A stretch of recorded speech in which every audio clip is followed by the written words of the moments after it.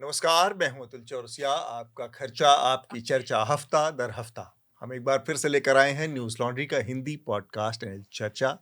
आज चर्चा में हमारे साथ कुछ खास मेहमानों का एक पैनल है और कुछ बहुत बड़ी जो खबरें इस समय देश में चर्चा का विषय हैं, उन खबरों पर बातचीत होगी। सब्जेक्ट एक्सपर्ट भी हमारे साथ होंगे। स्टूडियो में हमारे साथ जो मेहमान मौजूद हैं, मैं उनसे आप लोगों का परिचय कराऊँ और जो सुर्खियाँ हैं, उनके बारे में शार्दुल आपको बताएँ। उससे पहले 1-2 बहुत ज़रूरी जो बातें हैं आपसे कहना, वो मैं कहना चाह रहा हूँ। पिछले काफ़ी हफ्तों से आप लोगों के लेटर्स चर्चा में आना बंद हो गए थे, 2-3 हफ्ते लगातार गुज़रे, लेकिन इस बार कुछ लेटर्स हैं, तो उनको हम पढ़ेंगे। आप अपने लेटर्स ज़रूर लिखें, क्योंकि आपके लेटर्स से हमें बहुत मदद मिलती है इस प्रोग्राम को और बेहतर करने में, सुधारने में। तरीका आपको पता है, बहुत सीधा तरीका है। letters@newslaundry.com पर आप सीधे मेल कर सकते हैं। सब्जेक्ट लाइन में आप एनएल चर्चा का ज़िक्र ज़रूर करें, क्योंकि हमारे और भी कई सारे पॉडकास्ट हैं, तो वो लेटर फिर सीधे हमारे पास आएँगे आपके, जो चर्चा से संबंधित होंगे। एक हमारा एनएल सेना प्रोजेक्ट है, जो पूरे देश में पुलिस की जो एट्रॉसिटी है, पुलिस का जो मनमाना रवैया है, पुलिस की कस्टडी में होने वाली मौतें हैं, उनका जो टॉर्चर है, ये तमाम विषयों पर हमारा एक बहुत बड़ा देशव्यापी एनएल सेना प्रोजेक्ट चल रहा है, जो कि न्यूज़ लॉन्ड्री और टीएनएम का एक साझा एनएल सेना प्रोजेक्ट है। ये लगातार जारी है। इस पर हमें आपके आर्थिक मदद की ज़रूरत है। इसको जल्दी से जल्दी पूरा करवाने में आप हमारी मदद करें। और दूसरा, हवा का हक, जो कि पूरे साल चलने वाला हमारा कैंपेन है, फाइट टू ब्रेथ। दिल्ली की हवा लगातार आपने देखा साल दर साल खराब रहती है। यहाँ पर साँस लेना साल के कुछ महीनों में लगभग दूभर हो जाता है। बच्चों के लिहाज से वो हवा और भी खराब मानी जाती है, ख़ासकर जो नए बच्चे होते हैं, पैदा होने वाले बच्चे हैं, उनके लिहाज से ये हवा कतई इस्तेमाल के लायक नहीं है। फिर भी इसमें एक बड़ी आबादी हर साल रहने को मजबूर है, और ये सिर्फ दिल्ली की समस्या नहीं रह गई है। अब आप आजकल पिछले साल 2 साल के आंकड़े अगर हम देखें, तो हमारे सामने ये बात आई है कि लगातार पूरे देश में हर शहर की हवा लगभग खराब है। तो इसको ध्यान में रखते हुए ये कैंपेन हम चला रहे हैं पूरे साल का। इससे आप ज़रूर जुड़ें, अपने शहरों में हवा की स्थिति को बदलने में अपनी भूमिका निभाएं न्यूज़ लॉन्ड्री के इस कैंपेन से जुड़कर। अ, मैं जल्दी से अपने जो पैनल है उससे आपका परिचय करवाता हूँ। उसके बाद फिर शार्दुल सुर्खियों के बारे में आपको बताएँगे और फिर हमारी चर्चा शुरू होगी। तो हमारे साथ स्टूडियो में, जैसा कि मैंने बताया, शार्दुल और विकास हमारे 2 साथी हैं। आप दोनों का हेलो। बहुत-बहुत स्वागत है। इसके अलावा हमारे साथ माधवन नारायणन हैं, सीनियर जर्नलिस्ट हैं। कई जगहों पर इनके लेख आप लोगों ने पढ़े होंगे, New Indian Express, Reuters, the Quint, Wire, हर जगह पर आपने अपने विशेषज्ञता से संबंधित लेख लिखे हैं। आज हमारे साथ जुड़े हैं माधवन साहब, उनसे हमारी बातचीत होने वाली है, जो कि अमेरिका ने नया टैरिफ लागू किया है, दुनिया भर के अलग-अलग देशों पर अलग-अलग तरीके से। उसका भारत के व्यापार पर, भारत के साथ उसके रिश्तों पर, भारत के साथ उसके जो द्विपक्षीय आर्थिक संबंध है, उस पर किस तरह के असर पड़ने वाले हैं, उसको हम समझने की कोशिश करेंगे। लेकिन उससे पहले हमारे साथ थोड़ी देर में ज़फ़र महमूद साहब भी जुड़ेंगे, और ज़फ़र महमूद साहब से हम एक और बहुत महत्वपूर्ण खबर, जो कि वक्फ़ बोर्ड का जो संशोधन बिल भारत सरकार लेकर आई पार्लियामेंट में, और वो फिर पास हुआ है दोनों सदनों में, राज्यसभा और लोकसभा में, उस पर हम बातचीत करेंगे।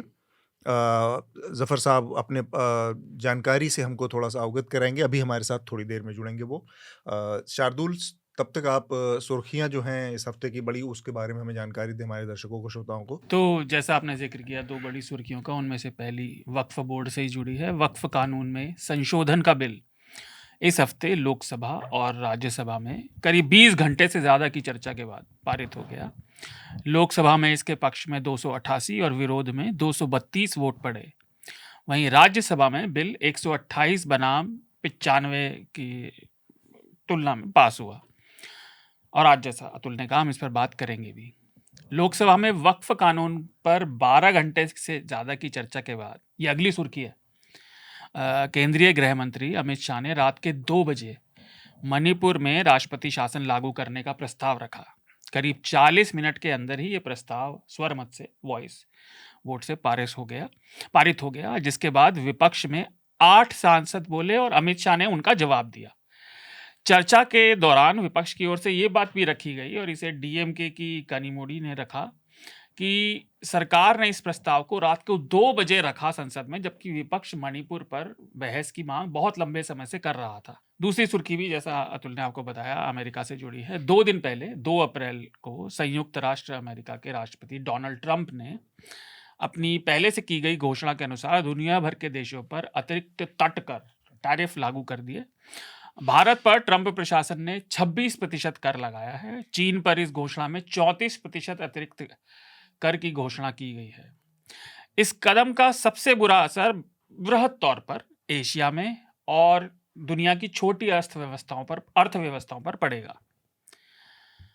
मंगलवार को दिल्ली की एक अदालत ने दिल्ली सरकार के कानून व न्याय मंत्री कपिल मिश्रा पर 2020 में उत्तर पूर्वी दिल्ली में जो दंगे हुए थे उसमें भूमिका के लिए एक एफआईआर दर्ज करने का निर्देश दिया। ये अपने आप में थोड़ी विडंबना वाली बात है अतुल, है कानून और न्याय मंत्री पर ही दंगे भड़काने की एफआईआर होगी।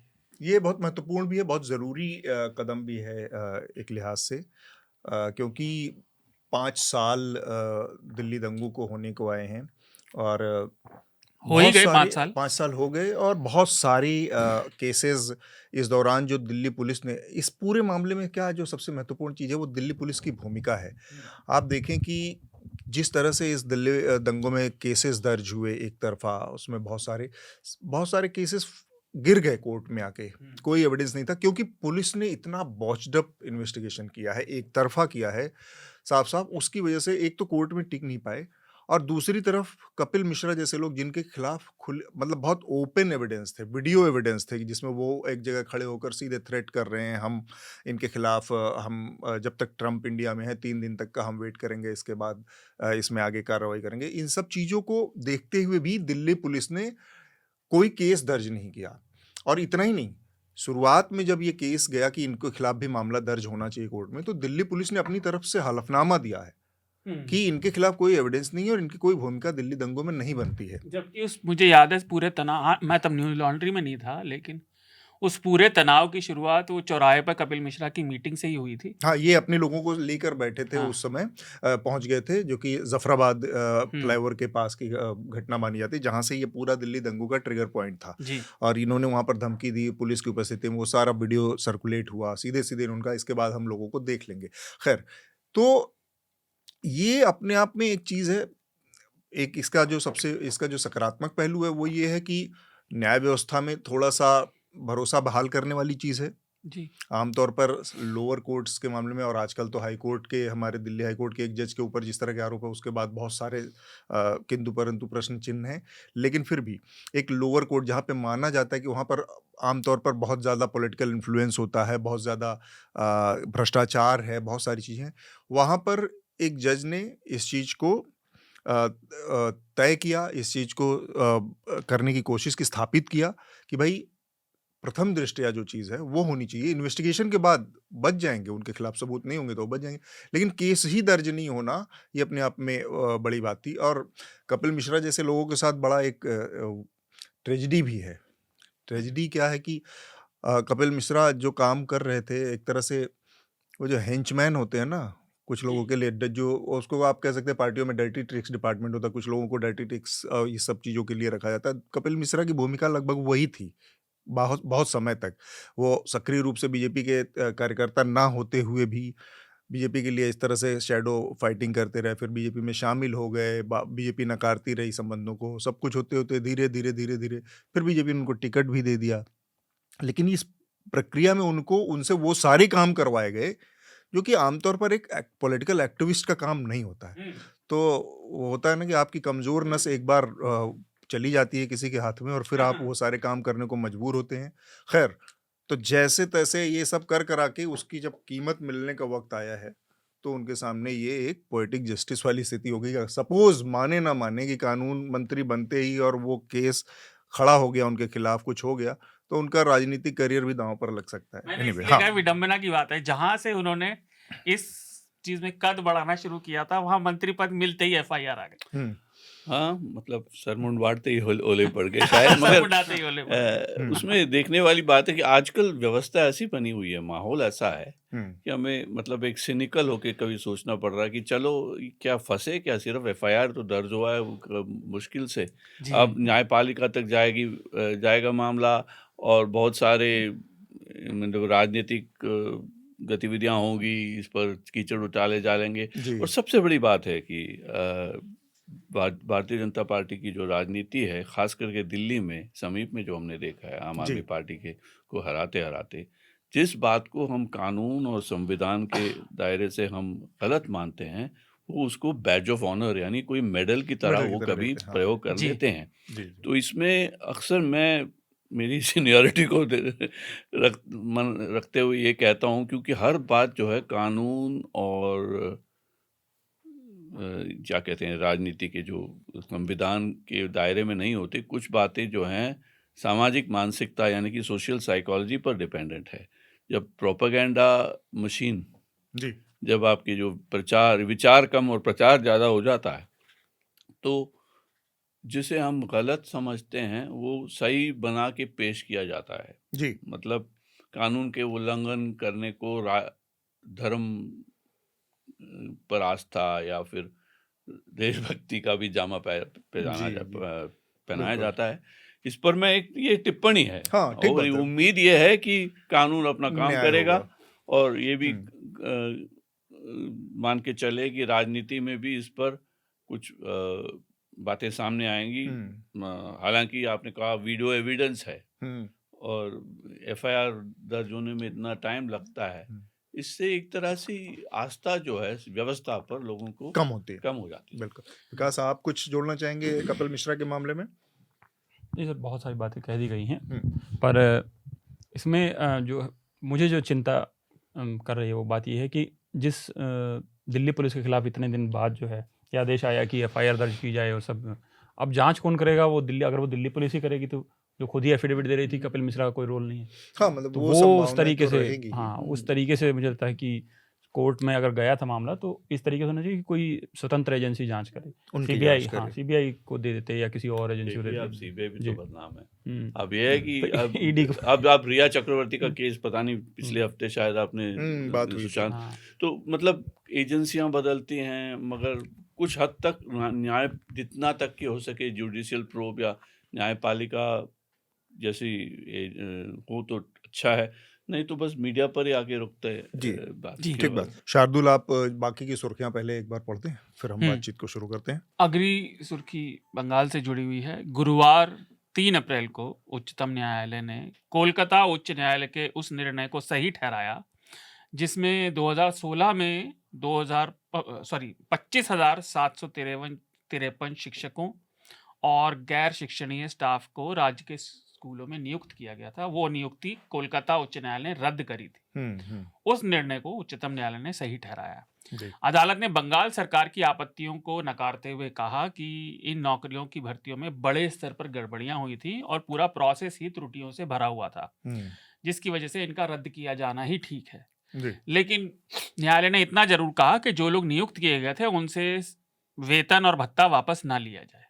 1 अप्रैल को जम्मू कश्मीर के पूंछ जिले में एक माइन के फटने के बाद पाकिस्तान की सेना ने लाइन ऑफ कंट्रोल पर संघर्ष विराम तोड़ा और गोलीबारी की। आर्मी के PRO ने लेफ्टिनेंट कर्नल सुनील बर्तवाल ने बुधवार को मीडिया को बताया कि भारत के सैनिकों ने इसका संयमित और सुनियोजित तरीके से जवाब दिया। क्या बात है। और स्थिति अब नियंत्रण में है और उसकी नजदीक से निगरानी की जा रही है। पाकिस्तानी आर्मी ने काम मूर्ख दिवस के दिन किया। अगली सुर्खी बैंकॉक से है।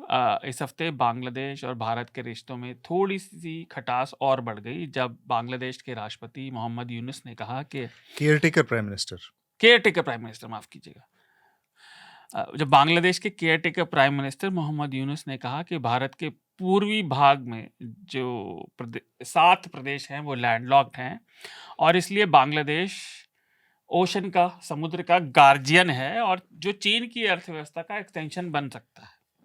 इसके बाद बैंकॉक में प्रधानमंत्री मोदी और यूनुस जी का आमना सामना हुआ और उसके बाद प्रधानमंत्री ने अपने वक्तव्य में कई बातें कही, लेकिन उन्होंने मुख्य तौर पर यह भी कहा कि माहौल को खराब करने वाले किसी भी शब्द आडंबर से बचना चाहिए, रेटोरिक से।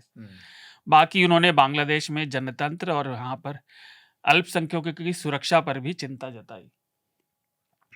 जी। इस हफ्ते तेलंगाना सरकार ने हैदराबाद विश्वविद्यालय के पास कांचा गाचीबावली वन क्षेत्र में करीब 400 एकड़ इलाके में पेड़ों को गिराना शुरू किया।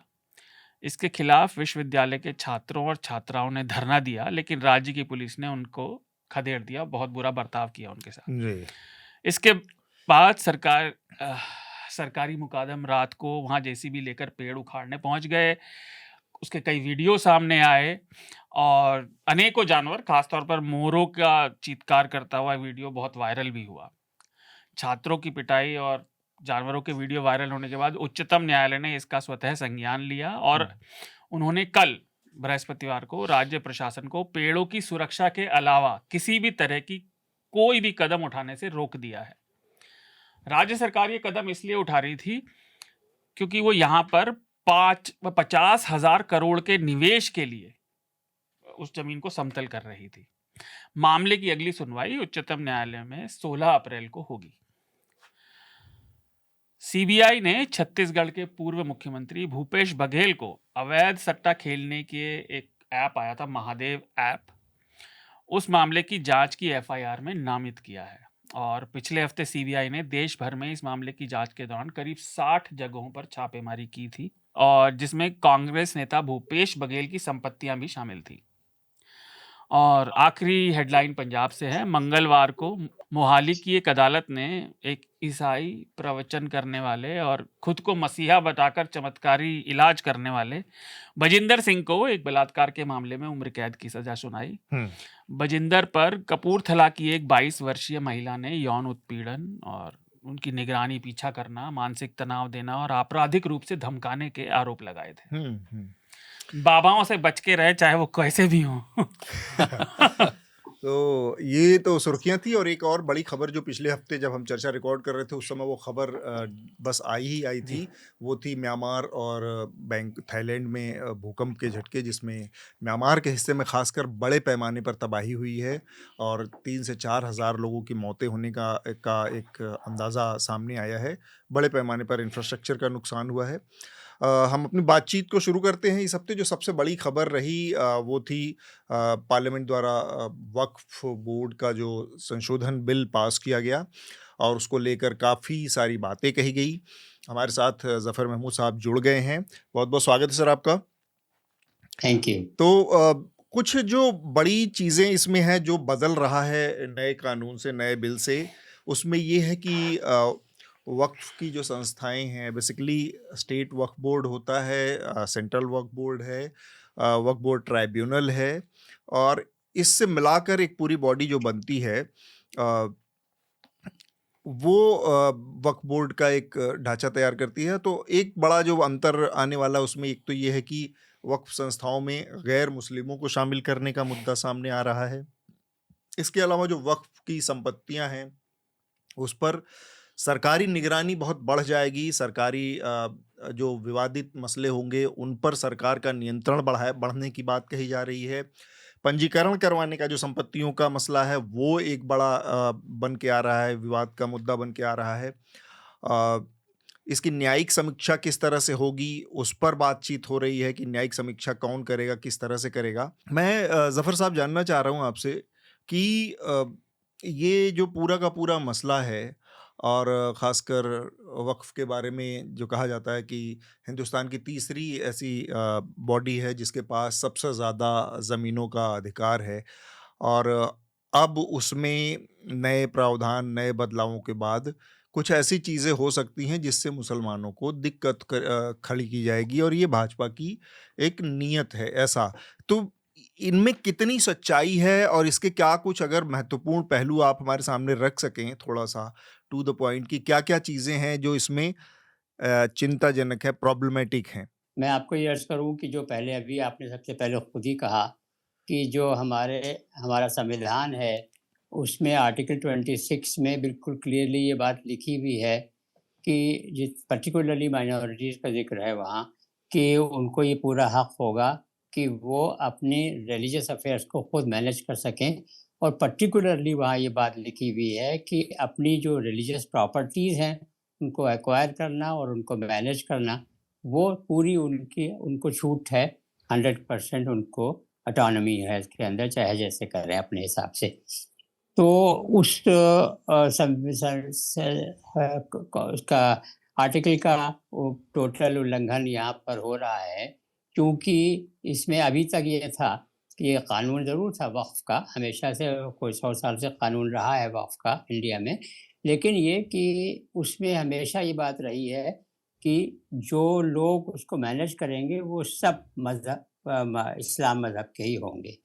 वो 100% ये शुरू से तय था, और यही चीज़ जो है वो हर मज़हब के लिए है। मैंने कम से कम 8-10 ये कानून पढ़े हैं डिफरेंट स्टेट्स के, यूपी के और कई साउथ इंडियन स्टेट्स वगैरह के। हर एक में ये बात बिल्कुल क्लियर लिखी हुई है कि जो हिंदू प्रतिष्ठान हैं उनका जो मैनेजमेंट है वो खाली इमीडिएट मैनेजमेंट नहीं जी कि जी वहाँ जा करके जो है जहाँ प्रॉपर्टी है उसको कैसे मैनेज करना, बल्कि ओवरऑल जो कंट्रोल है, जो एडमिनिस्ट्रेशन है, टॉप एडमिनिस्ट्रेशन वगैरह स्टेट लेवल का है, जी उसमें भी ऊपर से नीचे तक कोई भी गैर हिंदू, नॉन हिंदू नहीं होगा, क्योंकि यही कानून है मुल्क का। आर्टिकल 26 को मैंने कोट कर दिया, और उसके अलावा करीब 125 साल पुराना भी एक कानून है, उसमें भी यही बात लिखी हुई है कि ये बहुत दिनों से चलता चला आ रहा है, हर मज़हब के ऊपर उसका निफाज होता है, लेकिन और यहाँ भी चल रहा है। अभी इस वक्त आज की तारीख में जो कानून है, इसलिए कि जो नए बिल पास हुए हैं लोकसभा राज्यसभा से, अभी तक शायद प्रेसिडेंट ने उसको साइन नहीं किया है, तो अभी इस वक्त जैसे हमारी आपकी गुफ्तगू हो रही है तो पुराना ही चलेगा अभी इस वक्त कानून। तो उसके हिसाब से भी यही चीज़ है कि उसमें जो सेंट्रल वक्फ काउंसिल जो एपेक्स बॉडी है, उसका जो मिनिस्टर इंचार्ज है वक्फ का, वो तो उसका चेयरमैन होगा, उसका मज़हब कोई भी हो, लेकिन उसके जो 20 मेंबर्स हैं वो, और उसका जो सेक्रेटरी है वो, उसके लिए कानून में लिखा है कि उन सब का 100% का मुसलमान होना ज़रूरी है। This is a legal requirement, और यही मुल्क का कानून है, यही कॉन्स्टिट्यूशन है। और उसके अलावा स्टेट लेवल्स के ऊपर जो स्टेट वक्फ बोर्ड्स हैं, उसमें भी 7 से लेकर 11 तक मेंबर्स हो सकते हैं, और उसमें सबका मुसलमान होना ज़रूरी है, और उसमें जो चेयरमैन हो और जो सेक्रेटरी हो उनका भी मुसलमान होना ज़रूरी है। तो लेकिन ये कि अब जो है वो इन्होंने ये बदल दिया है, ये खाली ये नहीं है जो अभी आप फरमा रहे थे, वो तो है ही है। पहली बार ये कॉन्सेप्ट आया है कि मुसलमानों के प्रॉपर्टीज को मैनेज करने में नॉन मुस्लिम ज़रूरी है। मतलब ये कि 2 मेंबर्स के लिए सेंट्रल वक्फ काउंसिल में भी और हर स्टेट वक्फ बोर्ड में भी ये ज़रूरी है कि वो मुसलमान न हो। ये अजीब सा कॉन्सेप्ट है। जी, जी। अच्छा, मैं दूसरी चीज़ इसमें ये थी ज़फ़र साहब जो निकल के आ रही कि वक़्फ़ की संपत्तियों में या वक़्फ़ के कामकाज में सरकार भ्रष्टाचार को एक बड़ा मुद्दा बता रही है कि बहुत गड़बड़ियाँ हैं, जो लोग वक़्फ़ को संचालित कर रहे हैं स्थानीय स्तरों पर, वो ज़मीनों का मनमाना इस्तेमाल करते हैं, व्यक्तिगत इस्तेमाल के लिए उसका इस्तेमाल हो रहा है और बड़े मनमाने तरीके से, तो जिससे कि उसका लाभ ज़रूरी जो ज़रूरतमंद मुसलमान है उस तक नहीं मिल पा रहा है। एक तो ये इसमें बार-बार कही जा रही है। दूसरा, जब कानूनी विवाद और इस तरह का कोई स्थिति पैदा होती है, तो उसको चैलेंज नहीं किया जा सकता। इसको सरकार कह रही कि नहीं, ये कानून के दायरे में आना चाहिए। अब ये 2 चीज़ों को कैसे आप थोड़ा-सा समझाएँगे? देखिए, ये दोनों बातें जो हैं इसमें भ्रम है इसके अंदर, जी। यानी कि भ्रम पैदा किया जा रहा है। ये दोनों बातें फैक्चुअली इनकरेक्ट हैं। तो उसमें पहली चीज़ तो ये कि जो आपने बताया कि जो अगर कोई विवाद होता है तो उसका फैसला किस तरह से, निपटारा किस तरह से होगा। तो तकरीबन 15 तरह के ट्रिब्यूनल्स हैं हिंदुस्तान में, और जी। ट्रिब्यूनल्स को एस्टैब्लिश करने का भी एक लॉ है। हुँ। तो उसमें ये है कि ट्रिब्यूनल का ये रोल होता है कि जो नॉर्मल जुडिशरी है उसका काम आसान और एक्सपेडाइट हो जाए, हुँ। As far as fact finding is concern. हुँ। ये इवन इनकम टैक्स डिपार्टमेंट का ट्रिब्यूनल ले लिए तो उसमें तो हर ट्रिब्यूनल के लिए ये रूल ये है कि as far as finding of the fact is concern, वो फैक्ट फाइंडिंग के मामले में वो ट्रिब्यूनल का फैसला जो है आखिरी है। लेकिन अगर कोई लॉ वायलेट हो रहा है, अगर कोई लॉ वायलेट हो रहा है, तो उसके खिलाफ हाई कोर्ट और सुप्रीम कोर्ट में पिटिशन खुली हुई है, वो जगह खुली हुई, जा सकते हैं। ट्रिब्यूनल के एनी बाद अदर आप high court, tribunal of supreme India. Court जा सकते हैं। जी, हाँ, केवल 100%। बिल्कुल। रेट रिट इवन जो एग्जिस्टिंग लॉ है उसमें भी यही प्रोविजन है। जी, ठीक बात। तो एक दूसरा ये कि जो भ्रष्टाचार वाली बात आई, अब एक तो मैं मतलब व्यक्तिगत रूप से मैं कहूँ तो भ्रष्टाचार हर सरकारी इदारे में है, हर उस इदारे में है जहाँ पर इस तरह के कोई भी आर्थिक पक्ष इन्वॉल्व्ड है। तो उसको एक बड़ा मुद्दा बनाकर वक्फ के बिल को लाना, उस पर आप क्या कहेंगे? क्या वास्तव में इतने बड़े पैमाने पर भ्रष्टाचार समस्या है? देखिए, ऐसा है कि इसमें जो नया बिल आया है 2024 का, जो कि अब कानून बनने जा रहा है, इसमें कोई भी प्रोविज़न ऐसा नहीं है, जिसके बारे में ये कहा जा सके कि ये प्रोविज़न आ जाने के बाद भ्रष्टाचार जो है वो कम हो जाएगा या ख़त्म हो जाएगा। जी। तो लिहाज़ा भ्रष्टाचार के निवारण से ताल्लुक़ किसी भी प्रोविज़न का नहीं है। बाकी अगर आप ये कहें, आई एम श्योर आप में से कोई नहीं कहेगा, और ये चीज़ टोटल असंवैधानिक भी है, अनकॉन्स्टिट्यूशनल भी है कि साहब जो लोग मैनेज करें, उनका मज़हब अगर बदल जाए तो भ्रष्टाचार ख़त्म हो जाएगा। ये भी कहीं से बिल्कुल अनकॉन्स्टिट्यूशनल है, हर तरह से बिल्कुल खिलाफ है किसी भी कानून के। उसके अलावा इसमें कोई भी एक प्रोविज़न ऐसा नहीं है, बल्कि प्रोविज़न उल्टे हैं उसके। मसलन ये कि जो स्टेट वक्फ बोर्ड का जो चेयरमैन है, उसका अपॉइंटमेंट इस वक्त जो है वो डेमोक्रेटिक प्रोसेस से प्रोवाइडेड है और होता भी है कि जितने मेंबर्स हैं वो मिल करके आपस में चेयरमैन तय करेंगे, और अगर वो चेयरमैन अच्छा काम नहीं कर रहा है तो मेंबर्स मिल करके उसको हटा भी सकते हैं। अब ये हो गया कि ये डेमोक्रेटिक प्रोसेस ख़त्म करके अब ये हो गया स्टेट गवर्नमेंट जो है जिसको चाहे चेयरमैन बनाएगी और जब चाहे उसको हटा के दूसरे को चेयरमैन बना देगी। ये अनडेमोक्रेटिक प्रोसेस की खिलाफ वर्जी हो गई सीधे-सीधे।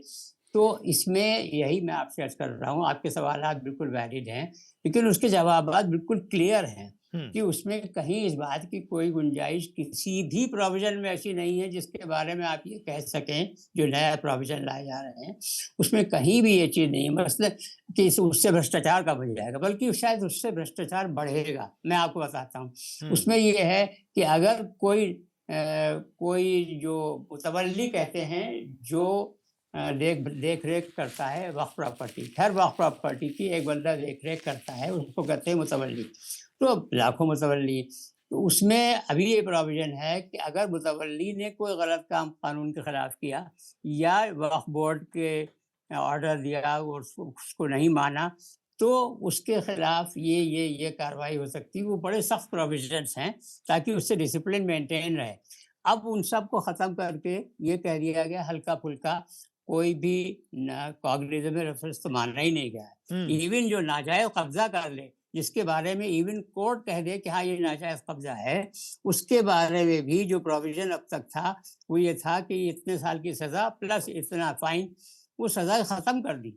50,000 रुपए फाइन दो और उसके बाद पूरी उम्र में बैठे रहो नाजायज़ कब्जे के ऊपर, कोई ना अब खिलाफ वर्जी, कोई कॉन्स्टिट्यूशनल या लीगल वायलेशन नहीं है, अब तक था। तो इस तरह से अगर देखा जाए तो शायद भ्रष्टाचार बढ़ जाएगा ये नया बिल पास होने से। जी।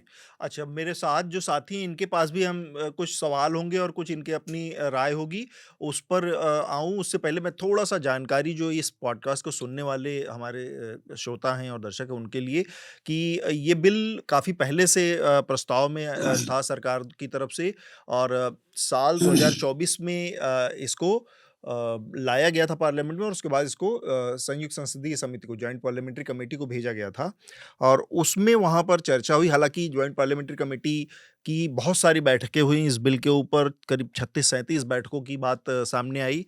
कमेटी बैठी, उसने इस पर डिस्कशन किया, इसके तमाम गड़बड़ियों पर, अच्छाइयों पर बातचीत हुई। जो विपक्ष के सदस्य थे इस कमेटी में, उन्होंने बहुत सारे आरोप लगाए थे उस दौरान भी कि सरकार उनकी जो वाजिब चिंताएँ हैं, उसको सुन नहीं रही है, उसको शामिल नहीं कर रही है। ख़ैर उसमें उसके बाद जो भी हुआ, उसके बाद ये बिल जिस तरह से आनन-फानन में आया, पहले इसमें कहीं लिस्टेड नहीं था, अचानक से इसको 1 दिन पहले लिस्ट किया गया। इसके बाद ये बिल आनन-फानन में आता है और फिर पार्लियामेंट में पास होता है। विपक्ष का ये दावा है कि ज़बरदस्ती बुलडोज़ करके पास कराया गया। सोनिया गांधी ने भी इस पर बयान दिया। हालाँकि वोटिंग हुई है इस बिल पे और 288 और 232 लोकसभा में वोट का नंबर रहा। तो पार्लियामेंट से अब ये पास हो चुका है तो कमोबेश अब ये अपने उसमें लागू होने की स्थिति में है। शार्दुल, माधवन साहब और विकास, आप लोग अपनी प्रतिक्रिया पहली रखें और उस पर हम ज़फ़र साहब से कोई अगर उनका कमेंट होगा तो वो ज़रूर लेंगे। हिंदुस्तान में लगभग हर कानून में रिफॉर्म की ज़रूरत है। अब वो रिफॉर्म आता है तो फिर वो सरकार की मंशा कैसी है? इस सरकार की हरकतें हम पिछले 11 साल से देखते हुए भी आ रहे हैं और वो सीधे तौर पर मुसलमान विरोधी भी हरकतें लगातार करती है। ये भी बात सही है, पार्टी भी पूरी। लेकिन मुझे कुछ बातें पुराने वक्फ कानून में लगी जो मैं समझना भी चाहूँगा ज़फ़र जी से, लेकिन थोड़ा-सा डिफरेंस ऑफ ओपिनियन भी है कि वक्फ असल में एसेट मैनेजमेंट है और उसे ठीक से होना चाहिए। जैसा कि अतुल ने कहा कि उसमें भ्रष्टाचार है, उसमें एनक्रोचमेंट की भी बहुत सारी रिपोर्ट्स है हर राज्य से, इसमें कई तो ज़्यादा मशहूर भी हुई, उन्हें अलग-अलग वजहों से कर दिया। वक्फ अनुदान है, चैरिटी है और वो आस्था जनित ज़रूर है, आस्था से निकल ज़रूर रहा है, लेकिन आस्था से चलने वाला संस्थान नहीं है, वो तो प्रॉपर्टी मैनेजमेंट है। मतलब वक्फ की किसी भी प्रॉपर्टी का जितना मुझे समझ आया, इस्लाम में आस्था से कोई लेना देना नहीं है। वो आस्था से दी गई प्रॉपर्टी है, लेकिन उसका रख-रखाव, उससे होने वाली इनकम, इसका एक किसी व्यक्ति के अपने भगवान से, अपने अल्लाह से रिलेशन का कोई लेना देना नहीं। तो इसलिए ये कॉम्प्लेक्स हो जाता है कि भई उस पर सरकार की निगरानी क्यों ना हो, वो अलग क्यों रहे? क्योंकि बाकी सारे मतों के जितने भी ये ट्रस्ट चलते हैं, हर मत के, हर संप्रदाय के, हर आस्था से जुड़े ट्रस्ट चल रहे हैं, लेकिन वो गवर्नमेंट रूल्स के हिसाब से चलते हैं, उनकी कमेटी बनाई जाती है, वो मॉनिटर करी जाती है। अच्छा, दूसरा एक चीज़ मुझे मिली थी कि आर्टिकल्स में ही कि वक्फ की प्रॉपर्टी से अगर किसी का मतभेद है उस प्रॉपर्टी को लेकर, मैं पॉलिटिकल मतभेद की बात नहीं कर रहा, तो उसमें हक बराबर नहीं है। एक तो सिविल सूट में नहीं जा सकता, ट्राइब्यूनल में जाता है। दूसरा, वक्फ के पास अभी तक टाइमलेस पूरा उनके पास हक था कि वो कभी भी इस्तेमाल हुआ, वक्फ बाय यूज़ जो इस संशोधन से जा रहा है, वो उस पर हक जता सकते हैं। लेकिन अगर किसी व्यक्ति को उससे मतभेद है और उसे लगता है मेरी प्रॉपर्टी पर गलत कब्जा हुआ, तो उसकी स्टैच्यू ऑफ लिमिटेशंस जो कानूनी उसके पास समय है, वो 1 साल का ही है। उसके बाद वो मामला फिर गया, फिर आप उसे दायर नहीं कर सकते।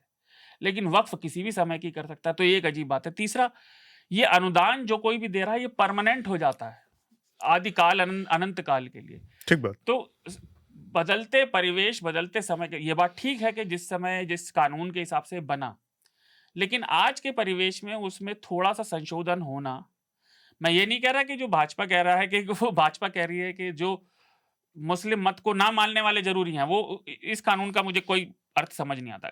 आपको ऐसे लोग चाहिए जो एसेट मैनेज उसको ठीक से करें, जिससे जो उसका मतलब जो उसका इंटेंशन है प्रॉपर्टी को मैनेज किए जाने का, जैसे कि बताते हैं कि ज़कात में और मदरसों में, अस्पतालों में, किसी में भी ज़रूरतमंदों की मदद के लिए वो ठीक से मैनेज हो।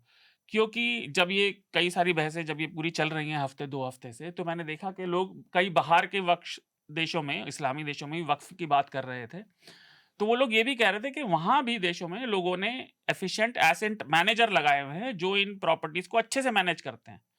हिंदुस्तान में इसमें लोकल या आपकी जान-पहचान के हिसाब से एनक्रोचमेंट होता है, उसमें वो रंगदारी भी चलती है, सब कुछ हो रहा है। लेकिन ये एसेट ठीक से मैनेज नहीं हो रहे। तो ये बातें मुझे लगी। अब भाजपा सरकार ये लाई है, तो जैसा विपक्ष ने कहा कि ये आस्था पर हमला, मुझे तो ये आस्था पर हमला नहीं लगता, क्योंकि भई अभी अगर हाइपोथेटिकल में अगर मैंने प्रॉपर्टी दान कर दी हो, अभी जैसे वो ला रहे हैं 5 साल आपको होना चाहिए मतावलंबी। अब ये आप कैसे डिसाइड करेंगे कि किसका मत में कैसे शुरू हुआ? भई ये तो आस्था का विषय है, ये किसी व्यक्ति का और उससे नहीं। वो ये कह रहे हैं कि आप जो भी दान करना चाहते हैं, बेसिकली उसका पर्पस सिर्फ ये है कि नॉन मुस्लिम दान नहीं कर सकता हाँ, ज़कात हाँ। को। अब 5 साल का कंटिन्यूएशन में आपका इस्लाम का प्रैक्टिसिंग इस्लामिक मुस्लिम होना ज़रूरी है। ये या तो आप बहुत इच्छा है आपको करने की, तो आप पहले इस्लाम अपनाइए और 5 साल तक इंतज़ार कीजिए, या फिर आप नहीं कर सकते। हाँ, तो ये जो इंटेंशन है, ये वही इंटेंशन है मैं कि वही कह रहा गैर हूँ कि ये मुस्लिम दान नहीं कर सकता। इसके अलावा इसमें जो मुझे चिंता की बात लगती है ना, हाँ, आप पहले अपनी मैं ये बात वाला साध पॉइंट दें। यही हाँ, कह रहा था कि सरकार का ये दांव बड़ा बैक हैंडेड है कि हुँ, भाई आस्था और किसी भी मत में, किसी भी संप्रदाय में कैसी भी आस्था वो किसी व्यक्ति और उसके भगवान के बीच होती है। तो सरकार इसमें बीच में कहाँ से आ गई? क्या मुझे डिक्लेयर करना, मैं नहीं कर रहा, पर किसी को डिक्लेयर करना पड़ेगा कि नहीं आज से मैंने शुरू कर दिया, 5.5 साल की ये पूरी एफिडेविट फाइल हो रहा है क्या? भाई आस्था व्यक्तिगत होती है, धर्म का संबंध व्यक्ति से होता है, समाज से नहीं होता। खैर, बस मैं यही बातें कह रहा हूँ। तो इसमें एक चीज और जो प्रॉब्लमेटिक है वो है डिस्प्यूट का मसला। अब इसमें जो, और ये बहुत वाजिब चिंता है क्योंकि हिंदुस्तान ऐसा देश है। वो कल मैं किसी एक नेता की बात सुन रहा था, वो कह रहे थे कि आप अगर विज्ञापन देने की कीमत की कुवत रखते हैं, ताकत रखते हैं भेड़िए और लकड़बग्गे, तो वो हिरनों और खरगोशों से भी उसके लकड़बग्गों की तारीफ करवा सकते हैं। तो वो चीज़ यहाँ पर भी है कि आप सरकार के जैसे बहुत सारे लोग सामने आ रहे हैं। अब मैं ये नहीं कह रहा हूँ कि जो मुस्लिम समुदाय से बहुत सारे लोग सामने आ रहे हैं जो कि वक्फ के इस संशोधन का समर्थन कर रहे हैं। मैं नहीं कह रहा हूँ वो सारे लोग गलत हैं या कम मुस्लिम हैं। सबको अपना अपना अधिकार है, सब भारत के नागरिक हैं, तो उनको उतना ही राइट्स है। पर एक बड़ी चिंता है जो डिस्प्यूट को लेकर खड़ी हो रही है कि अब सरकार का दखल इन मामलों में ऐसा बढ़ सकता है जो नए प्रावधानों से डिस्प्यूट खड़ा करना, और फिर अगर वो डिस्प्यूट पे कोई सहमति का बिंदु नहीं बनता है तो सरकार उसका बाय डिफॉल्ट संरक्षक बन जाएगी। तो वो जमीनें सरकार, तो ये एक चिंता जो जताई जा रही है कि इस तरह से सरकार उन जमीनों पर कब्जा कर सकती है। अब ये एक बहुत वाजिब चिंता है। इस चिंता को जो ज्वाइंट पार्लियामेंट्री कमेटी थी उसने कैसे देखा, सरकार उसको बदलने को तैयार नहीं है। ये सारी चीजें भी इसमें कही जा रही है। जैसे कि जो ये प्रावधान आया, गैर मुस्लिमों को हटा दीजिए, जिले का कलेक्टर उसमें शामिल होगा। अब जिले का कलेक्टर तो जैसे तैसे फिर उसमें इन लोगों ने विरोध किया, या जो भी पार्लियामेंट्री कमेटी में, तो यह कि उससे ऊपर का अधिकारी डेप्यूटी मजिस्ट्रेट से ऊपर का अधिकारी होगा। तो ये सारी चीजें जो इस तरह के सरकार का हस्तक्षेप बढ़ेगा, जाहिर सी बात है। देखिए हमारे यहाँ दीवानी के मामले लाखों पड़े हैं इस देश में अदालतों में, और दीवानी के मामले सालों साल 40 पीढ़ियां गुजर जाती हैं, दादे पोतों के केसेस चलते रहते हैं। तो और ये सब के सब वही मामले हैं, फिर आएंगे जमीनों के। तो ये एक किस्म का मेस क्रिएट कर सकता है जो कि ऑलरेडी हमारी जुडिशरी में दीवानी के मामलों का मेस बना हुआ है। माधवन साहब और फिर विकास। हाँ, देखिए दोनों ने बात अच्छी छेड़ी, जफर साहब को भी हम सुन रहे थे। पहली बात यह है कि अगर ये कॉन्स्टिट्यूशनल नहीं है, संविधान के विरोध में है, तो क्या, मुझे ये सवाल उठता है कि सुप्रीम कोर्ट तक जैसे पहुंचेगा मामला, तो क्या ये अपहोल्ड होगा या इसे जायज़ माना जाएगा कि नहीं। आप ऑलरेडी देख चुके हैं कि सिटीजन अमेंडमेंट एक्ट CAA और धारा 370 जो है कश्मीर का, उसको लेकर के सुप्रीम कोर्ट तक मामला पहुंच गया है और कोई खुलासा नहीं हुआ, फैसला नहीं हुआ, एक राजनीतिकरण ही हुआ है। मैं उसी नजरिए से, उसी दृष्टि से इसे देखता हूँ, पहली बात। मगर तो आप बेसिकली कह रहे हैं कि जिस तरह से सुप्रीम कोर्ट में भी कुछ मसलों पर, बहुत क्लियर मसलों पर निराशा देखने को वहां से मैं देखता हूँ। पहली बात यह है कि जी, संवैधानिक है कि नहीं, क्या सुप्रीम कोर्ट इस पर कुछ कहेगा कि नहीं। अगर कहेगा तो किस सुधार या संशोधन के दृष्टि से कह सकता है, या तो फिर हक जो बनता है, पर्सनल लॉ का हक हो या तो माइनॉरिटी राइट्स को हो। तो मैं ये भी मानूंगा कि राइट टू प्राइवेसी भी सुप्रीम कोर्ट ने मान लिया है। तो अगर इसको कलेक्टिव प्राइवेसी माने कि एक आस्था के लोग, राइट टू प्राइवेसी में हम अपनी जैसे इवन कंपनी लॉ में आपको आर्टिकल्स ऑफ एसोसिएशन होता है, ये कंपनी वो आर्टिकल के नीचे चलता है। तो इसमें मुझे कोई बड़ी बात नहीं लगती कि मुसलमान अपने लिए अपना एक आर्टिकल एसोसिएशन मानते हैं, जिसको शरीयत कहें या कुरान कहें, तो उनका फैसला खुद करेंगे, यही अच्छा है। जैसे हर एक जॉइंट फैमिली में, हिंदू अनडिवाइडेड फैमिली में, हमारे कानून में कर्ता नाम का एक है, उसका एक हक बनता है, उसी की तरह इसको मान के चलते हैं इसको। जबकि भारतीय जनता पार्टी जब ये करती है तो एक ट्रस्ट डेफिसिट पैदा हो जाता है कि आप भूत के मुंह से राम राम टाइप का सिचुएशन शुरू हो जाता है।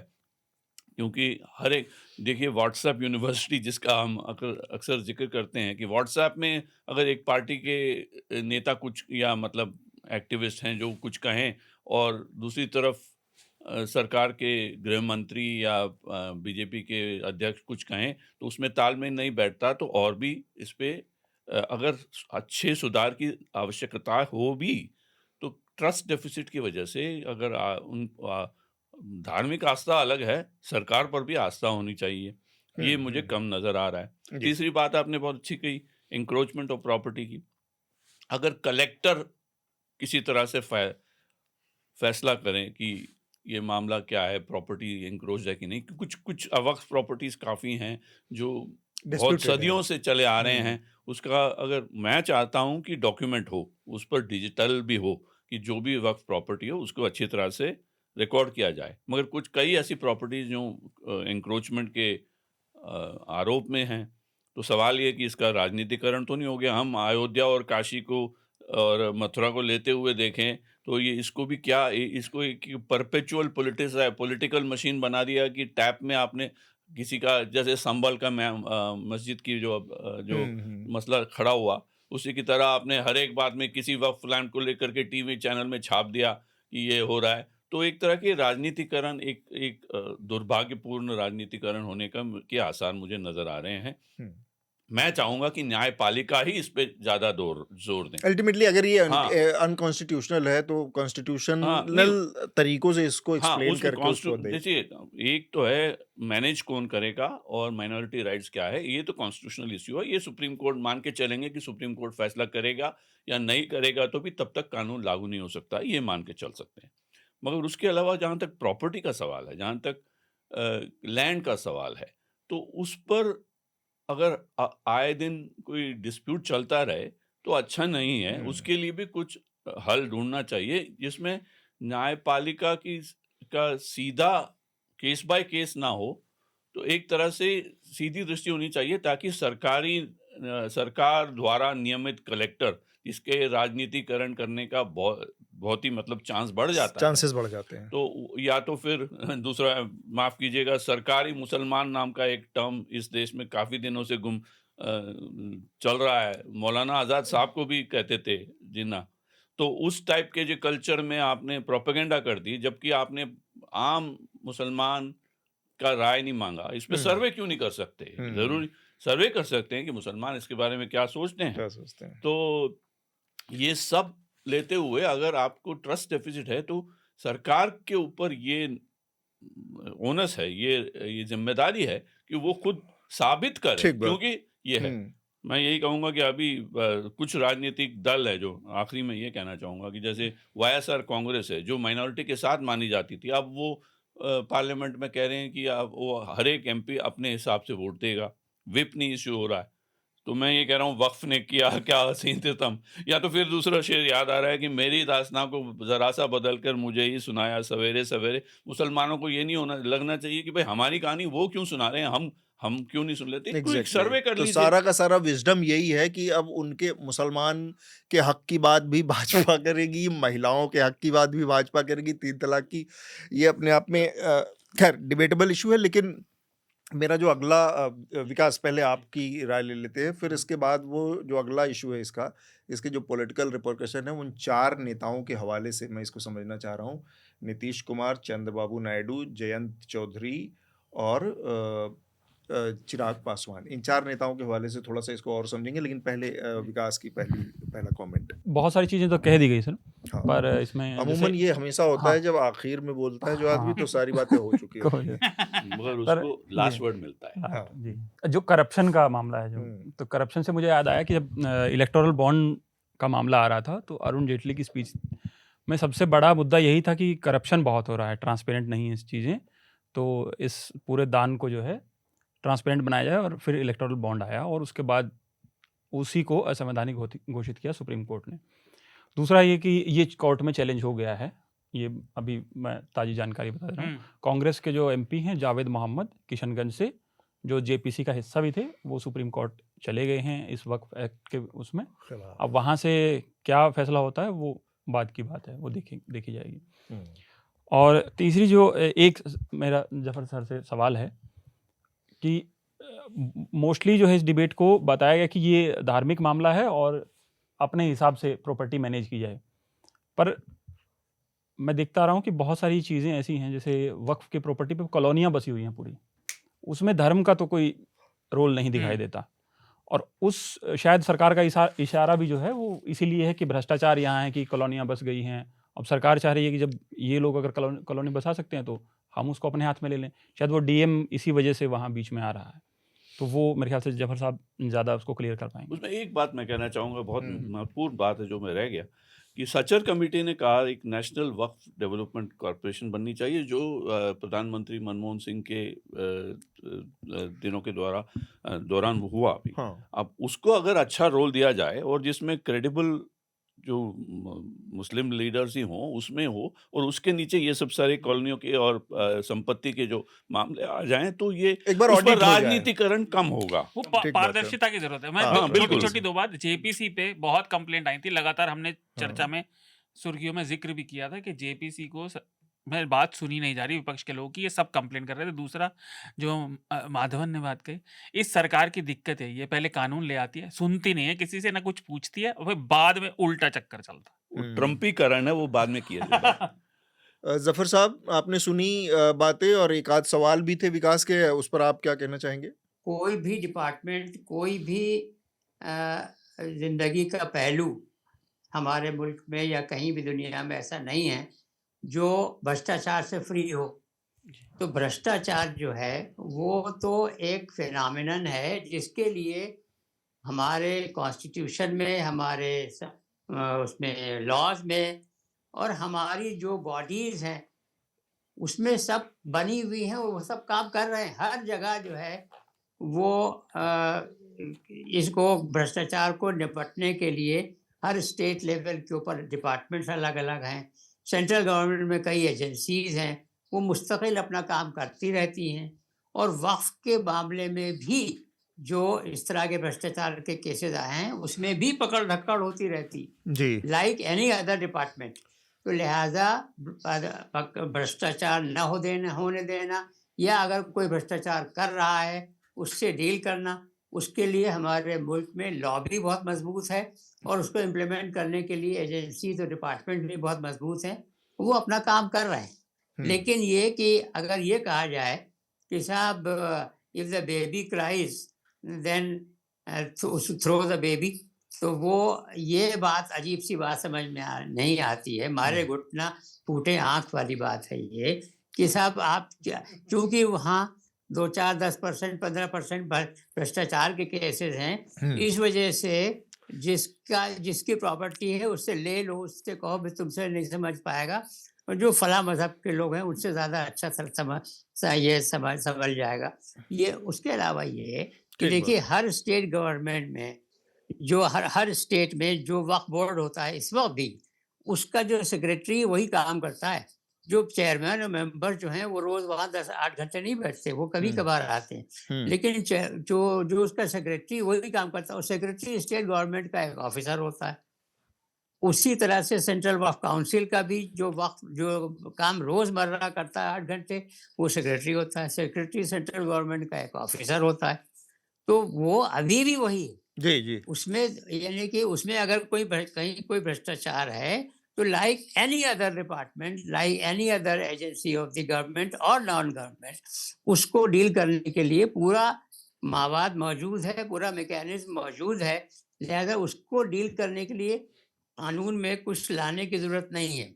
उसके बाद हैविंग सेड दैट, मैं आपको ये भी अर्ज कर दूं, ये जो नए बिल में नए प्रोविजंस आए हैं, इसमें से एक भी प्रोविजन ऐसा नहीं है जिसके बारे में ये कहा जा सके कि अगर ये इम्प्लीमेंट हो जाए तो इससे भ्रष्टाचार दूर हो जाएगा। चीजें खत्म हो जाएंगी। भ्रष्टाचार बिल्कुल ठीक दूर बात। करने से डायरेक्ट ताल्लुक एक भी प्रोविजन का नहीं है इसके अंदर। अब मैं एक इसका जो राजनीतिक पहलू है उस पर बात करना चाहता हूँ आखिर में, और फिर हम इस विषय से आगे बढ़ेंगे, और वो है जो एनडीए के शामिल 4 छोटे और बड़े घटक दल हैं। उसमें जेडीयू है नीतीश कुमार की, उसमें चंद्रबाबू नायडू की तेलुगु देशम पार्टी है, और उसमें 2 छोटी पार्टियां चिराग पासवान और जयंत चौधरी की राष्ट्रीय लोकदल है।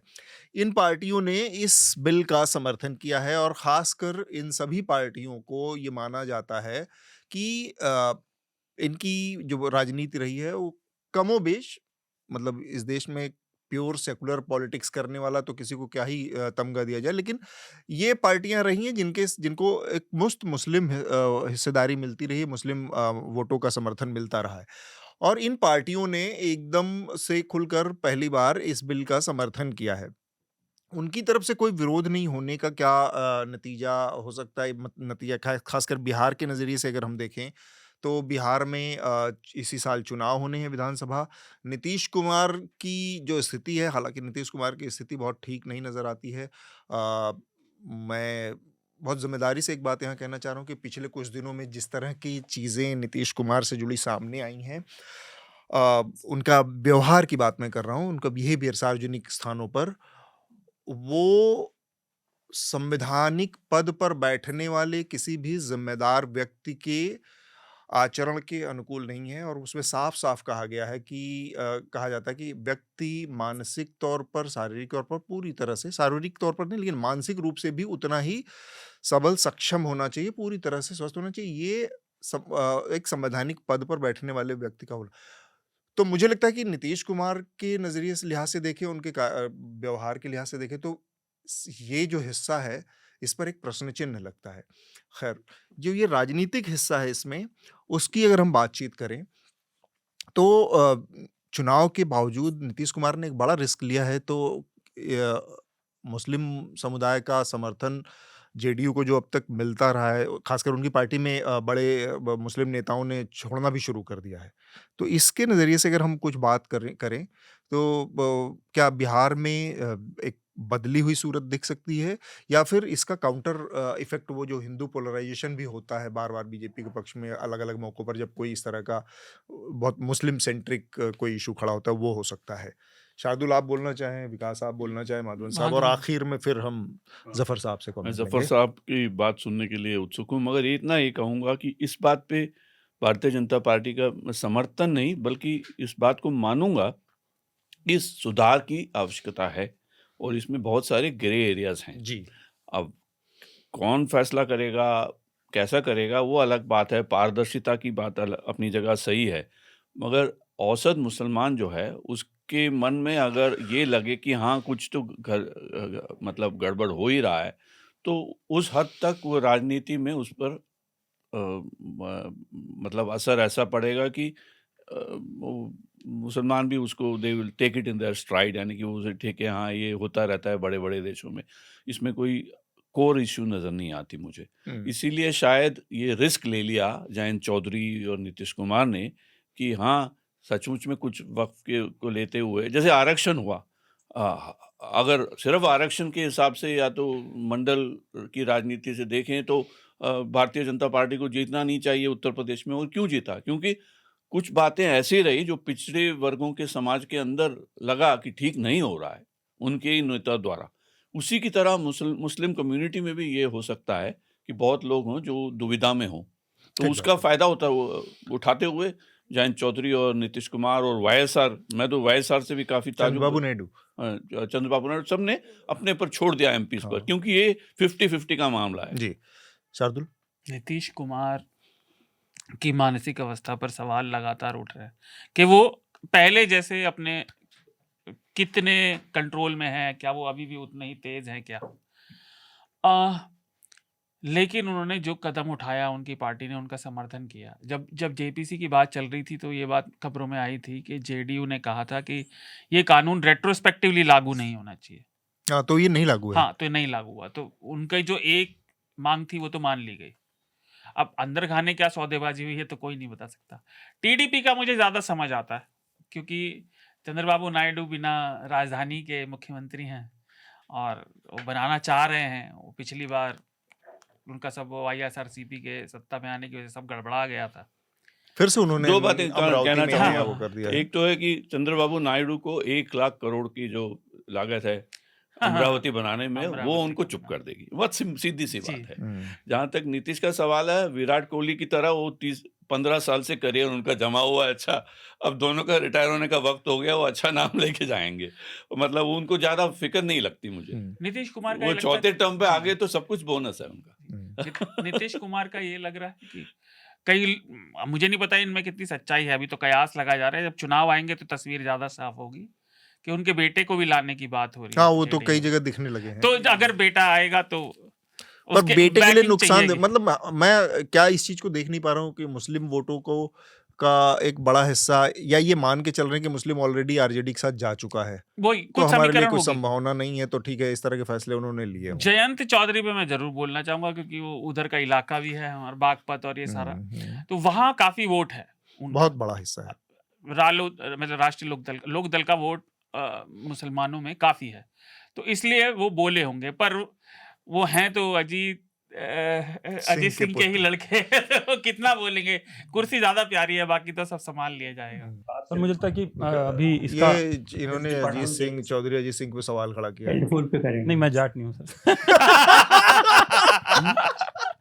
तो आप विकास को इतने हल्के में ले रहे हैं कि वो अगर होते भी हाइपोथेटिकली जाट, तो अजीत सिंह के खिलाफ, अजीत सिंह नहीं, हमारे पास उनसे बड़े नेता थे, देवीलाल जी कुर्सी त्याग दी थी प्रधानमंत्री। मुझे लगता है सर जो राजनीतिक रीडिंग जो हम करने की कोशिश कर रहे हैं वो शायद भी ज्यादा अर्ली स्टेज है कि क्या वोटों का गणित किधर बैठेगा, क्या नहीं बैठेगा, वो तो जनता किसे वोट देगी और उसमें फिर ईवीएम का क्या योगदान होगा और इलेक्शन कमीशन का, उसमें भी कई सारी चीज़ें आ जाती हैं। पर मुझे एक चीज़ जो याद आ रही थी कि जैसे पूरी जो राजनीति है वो सारी जमीन का झगड़ा ही चल रहा है जी। हमारे तो कहावत भी है, झगड़े की जड़ 3, जड़, जोरू और जमीन जी ना। और फिर जी औरंगजेब से लेकर और आज तक सारा जमीन पे ही विवाद चल रहा है। महिलाओं को तो बिना घसीटे कोई काम ही नहीं पूरा होता यहाँ पे हिंदुस्तान में। थोड़ा सा पर जो कानून की बात है, मुझे लगता है कि ये सिर्फ जो है गिमिक था, क्योंकि कानून तो 3-4 पास हो चुके हैं, सीए भी पास हो गया है, महिला आरक्षण बिल भी पास हो गया, लागू तो अभी हुआ नहीं। अभी तो इसको उस पे भी जाना है, राष्ट्रपति जी के साइन होने हैं, उसके बाद सरकार कब लागू करेगी, राष्ट्रपति साइन भी कर ले तो भी कब लागू होगा, इस चैलेंज तो 100% ही जाएगा। कई सारी चीजें हैं, तो ठीक बात है। मुझे लगता है कि वो तो रीडिंग अभी अर्ली स्टेज पे है। जफर साहब, आखिरी में इस पर आपका एक कमेंट में चाह रहा हूँ कि क्या लगता है, राजनीतिक पार्टियों ने, जो एनडीए के दल है, उन्होंने भी मुसलमानों को छोड़ दिया अकेला अपनी किस्मत पर, कि इससे मुसलमानों को भी सबक लेना चाहिए। ये बात बिल्कुल सही है अपनी जगह, I fully agree with that. कि एक्चुअली अभी जो लेटेस्ट सिनेरियो है इस वक्त का 2025 का और लास्ट मैनी ईयर्स से, वो तो Muslim existence for political purposes has mostly become irrelevant. उसमें मुसलमानों का खुद का अपना लैक ऑफ इंटरेस्ट है, आई वुड से, और अच्छा मुसलमान और अच्छा हिंदुस्तानी न होने का भी दखल है। तो वो अगर अच्छे मुसलमान बन जाए और अच्छे हिंदुस्तानी बन जाए कॉन्स्टिट्यूशन के हिसाब से, और अपनी जो फंडामेंटल ड्यूटीज़ हैं उसको समझ करके और संभालना बनाना शुरू कर दें, ये लॉन्ग टर्म मामला है, ये कोई शॉर्ट टर्म मामला नहीं है। जाहिर है ये जो टोटल वक्फ का अमेंडमेंट वगैरह हुआ है, this is a part of the larger ecosystem which has been prevailing for quite some time. और क्वाइट सम टाइम के मतलब है कि out of the blue, even 10 साल पहले आउट ऑफ द ब्लू नहीं आया, ये तो बहुत पुरानी बात है। लेकिन ये कि जाहिर है आहिस्ता आहिस्ता करके हुआ ये क्या कि आज़ादी के बाद से ये रहा कि एक तरह से हल्का फुल्का मुसलमान जो है उसमें खुश रहे कि हाँ ठीक है, मामला चल रहा है, कोई बहुत बुराई नहीं है वगैरह वगैरह। लेकिन जो उनको अपना कॉन्स्टिट्यूशनल हक मिलना चाहिए था वो तब भी नहीं मिला था। लेकिन ये कि कुछ फैमिलीज और कुछ इंडिविजुअल्स वो पॉलिटिकली बेनिफिट होते रहे फ्रॉम टाइम टू टाइम, तो उससे इम्प्रेशन ज़्यादा रहा कि हाँ सबको खासी नहीं हो रही है वगैरह वगैरह। लेकिन ये कि अब वो जाहिर है एक तबका ऐसा था जो कि बिल्कुल ही खुल करके मुसलमानों के साथ नहीं था, तो वो ठीक, अगर मुसलमानों ने उसका इंतज़ाम नहीं किया अब जाहिर है उसका उनको भुगतना पड़ रहा है। तो लिहाजा ये कि जो बात आपकी सही है वो सही, आई एग्री विद दैट कि मुसलमानों को इससे सबक लेना चाहिए और लॉन्ग टर्म स्ट्रेटजी बना करके being part and parcel of the entire electoral college वो बन करके और एक्टिवली उसके अंदर पार्टिसिपेट करके और डेमोक्रेसी को सक्सेसफुल बनाने के लिए जो रोल प्ले किया जाना चाहिए कम्युनिटी की तरफ से, वो अभी तक पूरी तरह हुआ नहीं, वो अब होना शुरू हो जाए तो आगे के जनरेशन इतनी प्रॉब्लम में नहीं रहे। बहुत अच्छी बात आपने कही आखिर में। अब आपका कनेक्शन भी थोड़ा सा गड़बड़ हो रहा है, तो मैं आपसे चाहूंगा कि जाते जाते आप अगर हमारे जो दर्शक हैं, आज श्रोता हैं, उनको अगर कुछ रिकमेंड करना चाहें, कुछ पढ़ने के लिए, कुछ लिखने के लिए, तो वो रिकमेंड करके जाएं। देखिए, ऐसा है कि अल्लामा इकबाल, जिन्होंने सारे जहां से अच्छा हिंदुस्तान हमारा लिखा है, उन्होंने एक शेर कहा है, उसी पे मैं अपनी बात खत्म करूंगा, particularly addressing the Muslims of India, otherwise in general all the people of India, that अपनी दुनिया आप पैदा कर अगर जिंदों में है। अगर तुम अपने को जिंदा समझते हो तो तुम अपनी दुनिया खुद पैदा करो। सिर्र आदम है, ज़मीर कुन फ़का है जिंदगी। The power of creation जो है गॉड का, that should reflect in his creation also, in the humanity also. Every individual should feel it his duty or her duty to imbibe in herself some part of the divine power of creation. Thank you अपनी sir, बहुत दुनिया बढ़िया। आप पैदा कर अगर जिंदों में है। बहुत सही। तो इतनी अच्छी बात के साथ हम आपको आज विदा करेंगे। बहुत बहुत शुक्रिया हमसे जुड़ने के लिए। Thank you very much, so nice of you. तो यहाँ से हम अपने अगले विषय की तरफ बढ़ेंगे, जो कि डोनाल्ड ट्रंप, अमेरिकी राष्ट्रपति द्वारा थोपे गए नए टैरिफ रेट्स की बात है, और उसके बाद भारत के साथ पड़ने वाले रिश्तों का हम थोड़ा सा मुआयना करेंगे। और भारत के ऊपर जो दर लगाई गई है वो है 26%, और भारत जो अमेरिकी सामानों के ऊपर टैरिफ लगाता है उसकी दर है 52%, तो करीब आधा। और करीब यही फार्मूला उन्होंने दुनिया भर के अलहदा मुल्कों के साथ लगाया है। जितना वो लगाते हैं उसका करीब आधा उन्होंने लगाया है। तो अभी तक बाकी देशों को अमेरिका काफी रियायत दे रहा था। हाँ, नहीं, मुझे क्लासरूम से महसूस हुआ तो नारंगी इंसान, तो मैं जैसे कहता रहता हूँ हाँ। नारंगी आदमी तो चर्चा में रहते हैं, तो ये असल में फॉर्मूला ये नहीं है, हाँ, बहुत ही वाहियात। और आपको ट्रंप को समझदारी से नहीं बेवकूफ़ी से सोचना चाहिए। हाँ, तो यूपी की सड़कों पे जो हमने बेवकूफ़ी को समझने का तरीका देखा, तो हाँ, वही इस फॉर्मूले में है। हाँ, ट्रंप के जो टैरिफ, सो कॉल्ड टैरिफ लगाए, वो टैरिफ पे बेस नहीं है। उन्होंने क्या किया है, उन्होंने अपना ट्रेड डेफिसिट है ना, वो लिया, उससे अब जो टोटल इंपोर्ट है उनके, अच्छा, ट्रेड डेफिसिट दो कंट्रीज के बीच का जो उनका जो है, अमेरिका अलग-अलग का देशों ट्रेड से। डेफिसिट हाँ, है, हाँ, किसी समझ कंपनी गया। जितना वो इंपोर्ट करता है, उस बिल्कुल। ट्रेड डेफिसिट को उन्होंने टोटल इंपोर्ट से डिवाइड करके आधा कर दिया। अब उसने तो फॉल्कलैंड आइलैंड्स पे भी 41% लगाया, वहां तो पेंगुइन रहती है, एक इंसान भी नहीं रहता, वहां भी 41% लगा दिया। तो ये भी तो जंतु टाइप प्राणी ही है। तो आप अगर समझदारी से ट्रंप को समझने जाएंगे तो कुकर की सीटी उड़ जाने वाली है। अच्छा, फिर वो भाप निकल जाएगी। वो माधवन साहब, मैं सबसे अभी पहले अभी आपके मेम यहाँ- आया, मैं आप ही के न्यूज़ लॉन्ड्री के स्टूडियो पर पहुंच ही रहा था कि मेम आया डोनाल्ड ट्रंप के चेहरे के साथ कि चांद सा रोशन चेहरा, बालों का जुल्फों का रंग जुल्फों सुनहरा, का रंग वैसे और सुनहरा।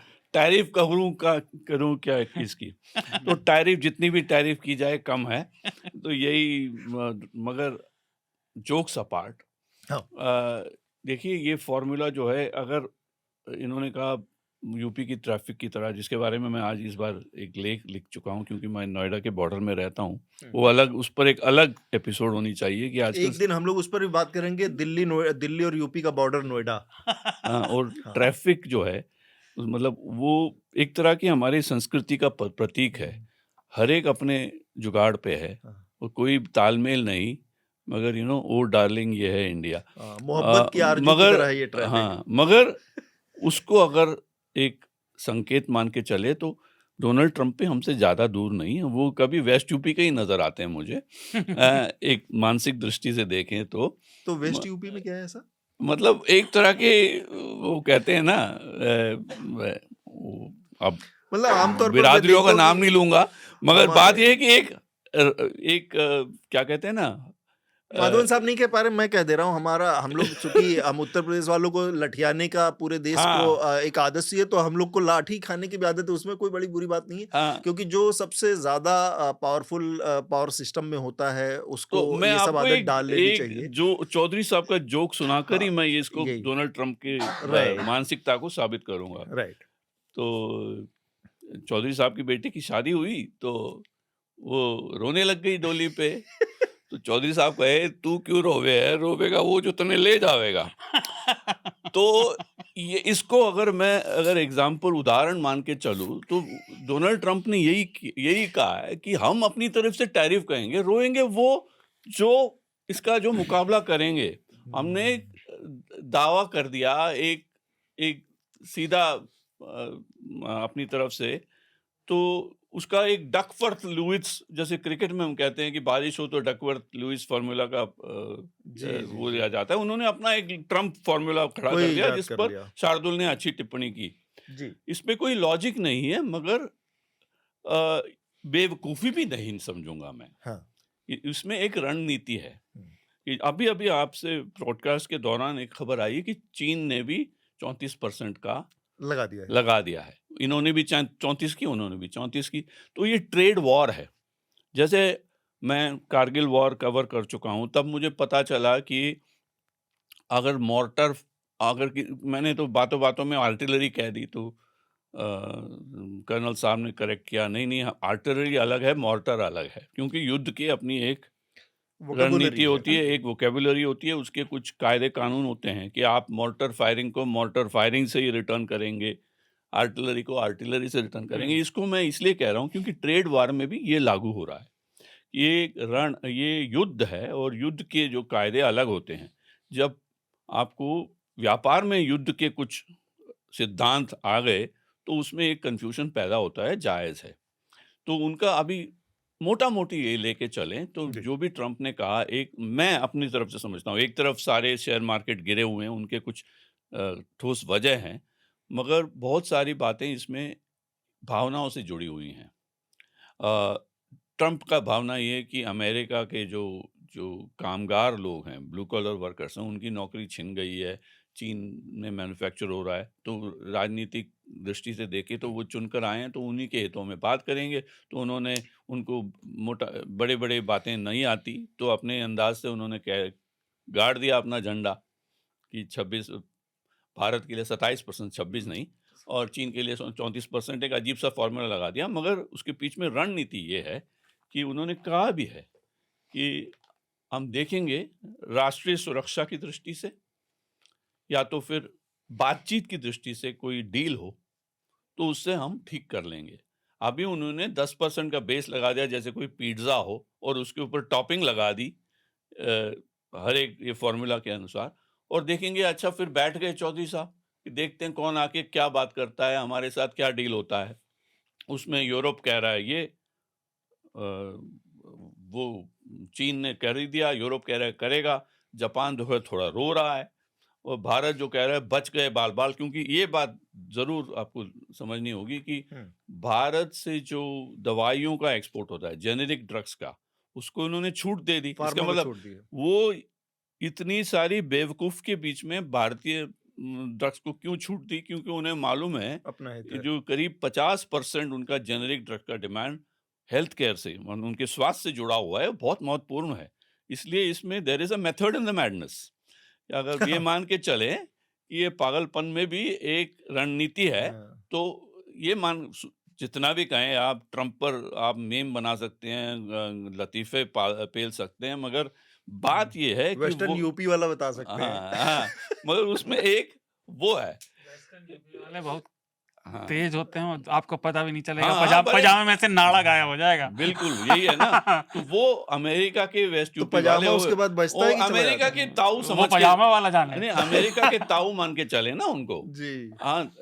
गवार हम कहेंगे, मगर उनको मालूम है कि इंस्टिंक्ट है उनमें ये, क्योंकि मैं इन्हें उल्लू नहीं मानता, मैं बेवकूफ नहीं मानता। बिजनेसमैन तो वो है, हालांकि वो असफल बिजनेसमैन है, धंधे उड़े डुबाता रहा है, लेकिन बिजनेसमैन है, बिजनेस के लिए बहुत पैसे बनाए हैं। अभी देखिए, एक जिस पार्टी में वो सदस्य भी नहीं थे, उस पार्टी को पूरी तरह से हाईजैक करके 2 बारी प्रेसिडेंट बन चुके हैं। कुछ तो होगा, कुछ तो होगी हस्ती इसमें। मगर ये बात है कि अब ठोस बात पे आ जाए हम, पॉलिटिकल इकोनॉमी की बात करें, उसमें दो तीन बातें। एक तो हम भारत की दृष्टि से बात करेंगे, वो तो मैं कहूँगा ही कहूँगा। उससे पहले मैं उनकी दृष्टि से देख लूँ।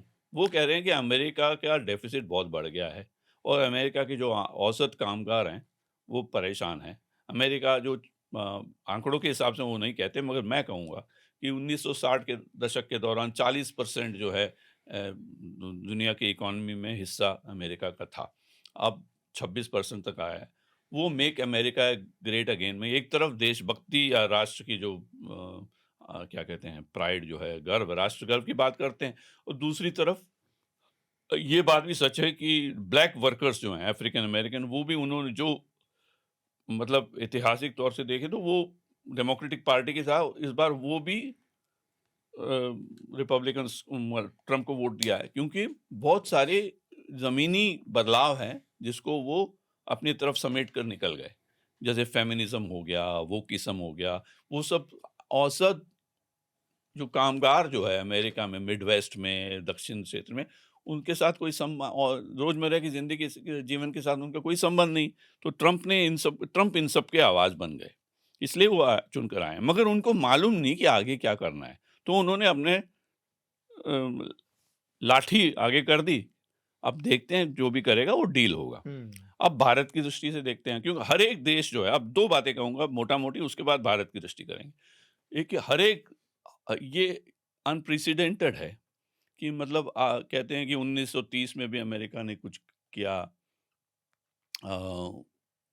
जब भी अमेरिका जो है प्रोटेक्शनिस्ट हो जाता है कि अपने व्यापार में अंदर की दिशा तो देखता है, फिर देखता है तो नुकसान ही होता है। ये सब अर्थशास्त्री लोग कुछ कहते जाते हैं, अपने हिसाब से वो ठीक भी हैं, मगर हमें राजनीति भी देखनी चाहिए। और क्योंकि ये अनप्रेसिडेंट है, अभूतपूर्व है, उसको देखना चाहिए कि अभी यूरोप क्या करेगा, क्योंकि अब जापान क्या करेगा, क्योंकि जो ट्रम्प ने किया है ना, तो 40 साल से जो ग्लोबलाइजेशन की बात चली है उसको उन्होंने अड़ंगा दे दिया। उसमें अड़ंगा लगा दिया। और ग्लोबलाइजेशन क्या है, अब मैं न्यूज़ लॉन्ड्री के श्रोताओं को, दर्शकों को बताना चाहूँगा कि बहुत लोग ग्लोबलाइजेशन लफ्ज़ का मतलब इस्तेमाल करते हैं, शब्द सुन लेते हैं, मगर किसी को मालूम नहीं कि ग्लोबलाइजेशन क्या है। मैं आपको ठीक तरह से समझाऊंगा कि ग्लोबलाइजेशन क्या है, जिसकी वजह से ये समस्या खड़ी हुई है।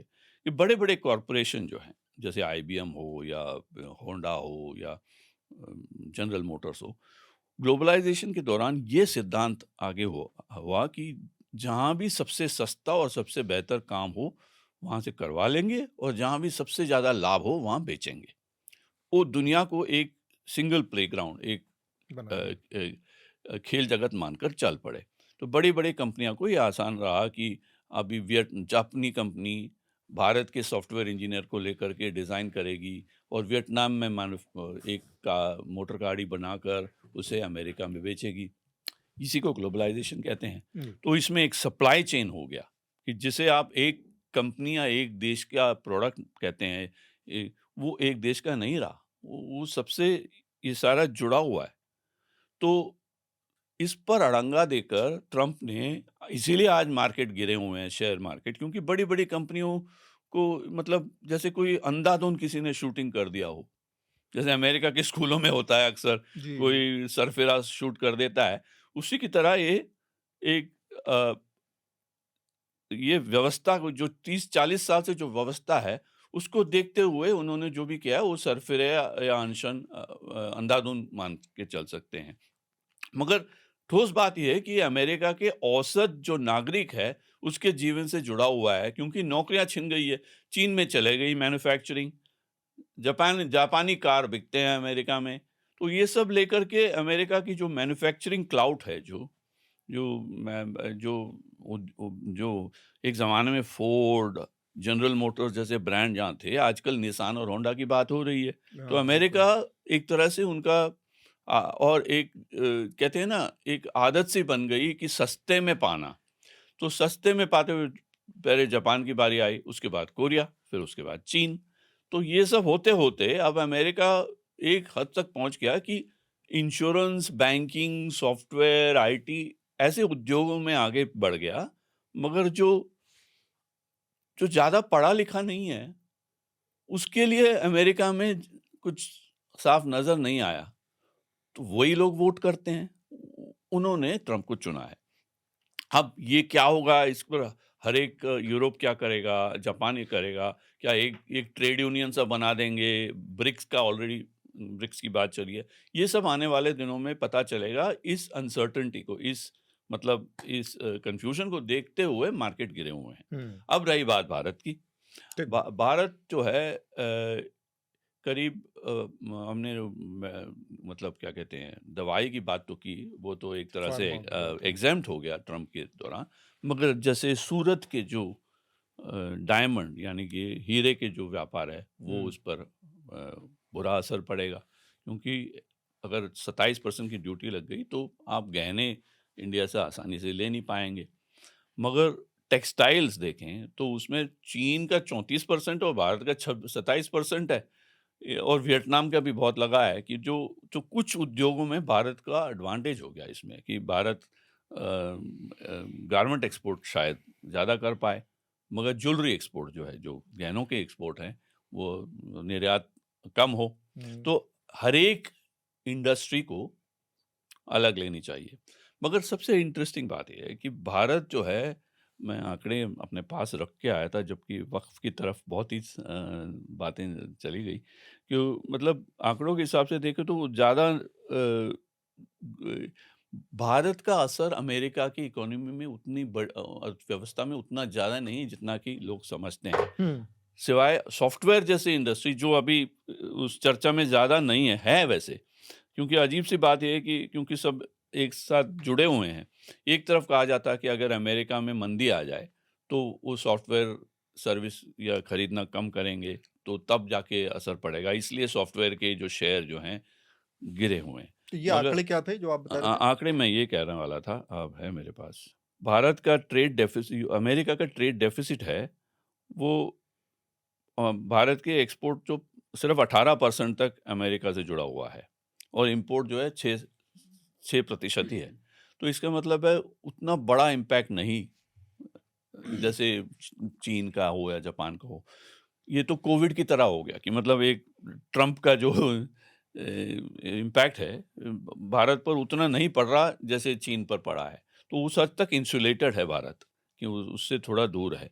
मगर और दूसरी बात ये है कि जैसे भारत और अमेरिका के संबंध अच्छे हैं, और आने वाले टेक्नोलॉजी जैसे आर्टिफिशियल इंटेलिजेंस है, एआई की बात बहुत चली हुई है, और R&D है, उन सब में भारत का बेंगलोर, चेन्नई के बहुत सारे अनुसंधान क्षेत्र हैं जिसमें बाहर अमेरिकन कंपनियां लगी हुई हैं।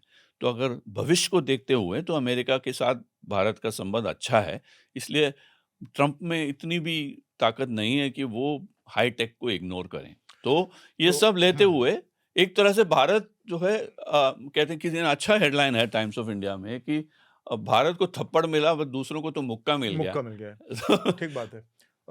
विकास, शार्दुल कुछ कहें उससे पहले आप पहले अपना इस पर टैरिफ पर आपकी जो जानकारी थोड़ा सा साझा करें हमें अपनी राय, उसके बाद हम शार्दुल से आखिर में वो करेंगे। जो सर कह रहे थे उसमें 5 मेजर सेक्टर हैं जो प्रभावित होंगे, जिसमें एक तो यही है जेमस्टोन वाला जो है, दूसरा कार और एसेसरीज वाला है जिसकी शार्दुल जी बात कर रहे थे, तीसरा है रेडीमेड जो गारमेंट्स हैं वो, और चौथा है उसमें रेडीमेड गारमेंट के अलावा चौथा है जो आपका ब्रॉडकास्टिंग और टेलीकॉम इक्विपमेंट्स हैं ये वाला, और इसके अलावा रिफाइंड पेट्रोलियम। ये 5 बिल्कुल हिट करेंगे इन 500 सेक्टर को। और जेनरिक दवाओं के अलावा तांबे को छूट दी गई है, लकड़ी से बने सामान को छूट दी गई है, और सेमीकंडक्टर को माना जा रहा है कि उस इंडस्ट्री को, क्योंकि चीन पे 34% लगा है, तो हम जैसे रूस से अभी तेल वाला वो चल रहा था कि सेमीकंडक्टर इंडस्ट्री को जो है वो फ़ायदा होगा भारत की, तो उसको इस तरीके से देखा जा रहा है। शायद इसीलिए सरकार ने इसको मिक्स बैग कहा। हाँ, इसीलिए जो हमने समझा दिया वैसे। हमने तो इसमें 3 वही पॉजिटिव में आप फार्मास्यूटिकल और गारमेंट और सेमीकंडक्टर लेते चलेंगे, और बाकी नेगेटिव में जेम्स एंड ज्वेलरी यानी कि हीरो का वो व्यापार हो, तो फिर पेट्रोलियम में। मगर सॉफ्टवेयर को मैं तो ये कहूंगा कि लंबी सोच में सॉफ्टवेयर में फायदा ही होगा, क्योंकि भारत के बिना चल नहीं सकता अमेरिका। उनके पास एक तरफ वीजा पर इतनी सारे उन्होंने रेस्ट्रिक्शन लगा दी, तो यहाँ बैठे बैठे जो सॉफ्टवेयर लिखेंगे हमारी तरह लैपटॉप में काम करते हैं उनका फायदा होगा ही होगा, मगर थोड़े दिन के लिए कुछ अनसर्टेनिटी होगी। तो मोटे तौर पर सर यही है कि मतलब इसको दूसरा एक इसमें जो बड़ी बात वो कही जा रही है कि ये एक ट्रेड रिफॉर्म की तरफ जो है रास्ता खोल रहा है देश के लिए, कि भारत को बहुत लंबे समय से ट्रेड रिफॉर्म की जरूरत है, उस पे शायद अब सरकार जो है सोचे ट्रम्प की लंबे समय इसके से वजह ट्रेड रिफॉर्म की क्या जरूरत है? 93 92 में मार्केट ओपन होने के बाद लगातार रिफॉर्म ही रिफॉर्म हो रहे हैं, हाँ। मतलब भले स्लो है लेकिन हम्म। जितनी स्पीड से 92 के बाद हुए हैं और 47 के बाद देखा जाए तो बहुत रिफॉर्म हुए भारत में। नहीं, मगर एक बात है, हाँ। जो ट्रम्प ने कहा है उस पर कुछ लोग, मेरे विचार कुछ अलग से हैं। कुछ लोग को ये कहना है कि बहुत दिनों से भारत के टैरिफ जो हैं, कस्टम ड्यूटी काफ़ी ऊंचे लेवल पे ही हैं, तो इसकी वजह से यहाँ के जो सुस्त उद्योग हैं उनको फायदा हो रहा है, उनको एक लात वो मारने की अपने को तेजी नहीं आवश्यकता ला थी रहे जो हैं। बन गई अब, ठीक बात, इसको अवसर मान के चले, ना कि आपदा। ठीक बात तो है। पहली चीज तो ये चीन के ऊपर 34+20, चीन के ऊपर 20% पहले ट्रंप ने आते ही लगा दिया, तो चीन के ऊपर 54%। दूसरा नहीं, चीज ये ऐसा तो नहीं कि 20 + 14 34 कर नहीं देंगे 20 से बढ़ा के? नहीं, चाइना के ऊपर उनका एक्स्ट्रा फोकस है, बिकॉज ये ट्रेड वार की सिचुएशन है। इसको आपको मैक्रो तरीके से अगर आपको पहले देखना हो तो ये नुकसानदायक इसलिए भी है क्योंकि वर्ल्ड वॉर 2 के बाद अमेरिका ने अपने नेतृत्व में जो ये सिस्टम क्रिएट किया था, होता क्या था, पूंजी आती थी अमेरिका से, यूरोपियन देशों से, अमीरों से, ह्यूमन रिसोर्स, मैन्युफैक्चरिंग और जो सप्लाई चेन बनी, रॉ मटेरियल, ये आता था अधिकतर पूर्व के, जिसे वो सेकंड और थर्ड वर्ल्ड कंट्री कहते हैं। तो ये जो सिस्टम बना था ये अमेरिका के नेतृत्व में बना था। अब आप कह सकते हैं कि वो कैपिटलिज्म का था और वहाँ पे अमेरिका में राजनीति जो चली वो अलग अलग कारण अलग अलग लोग देते हैं, लेकिन मूलतः जो ग्लोबलाइजेशन की बात करें, ये सिस्टम वही बना था। कोई एक जगह अभी मिलके मैन्युफैक्चर नहीं कर सकता।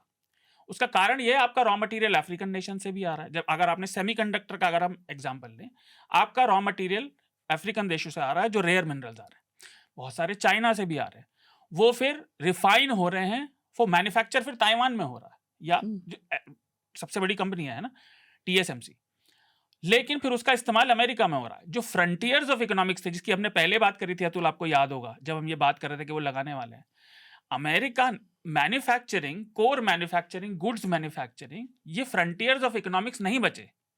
ये अर्थव्यवस्था में अब सबसे अग्रिम दो घोड़े नहीं है, कभी हुआ करते थे।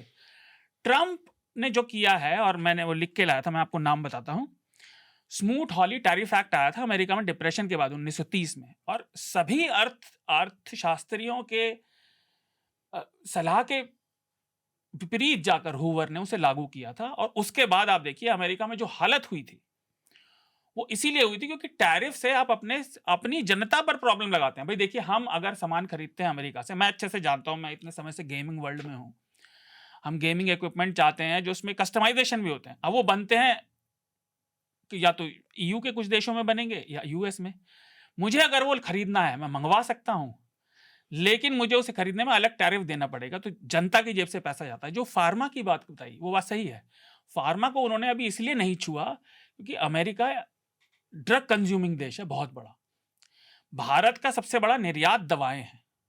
वैसे विश्व में हम देखें तो हमारा 2-2.5% का मैन्युफैक्चरिंग है, अमेरिका अभी भी 17% पर है, तो बहुत बड़ा मैन्युफैक्चरर है।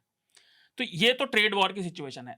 जो छोटे छोटे देशों पर पड़ेगा, जैसे इंडोनेशिया का एग्जांपल हो, उस पर 34% से ऊपर लग गया मेरे ख्याल से, सारे मुझे रटे हुए नहीं है।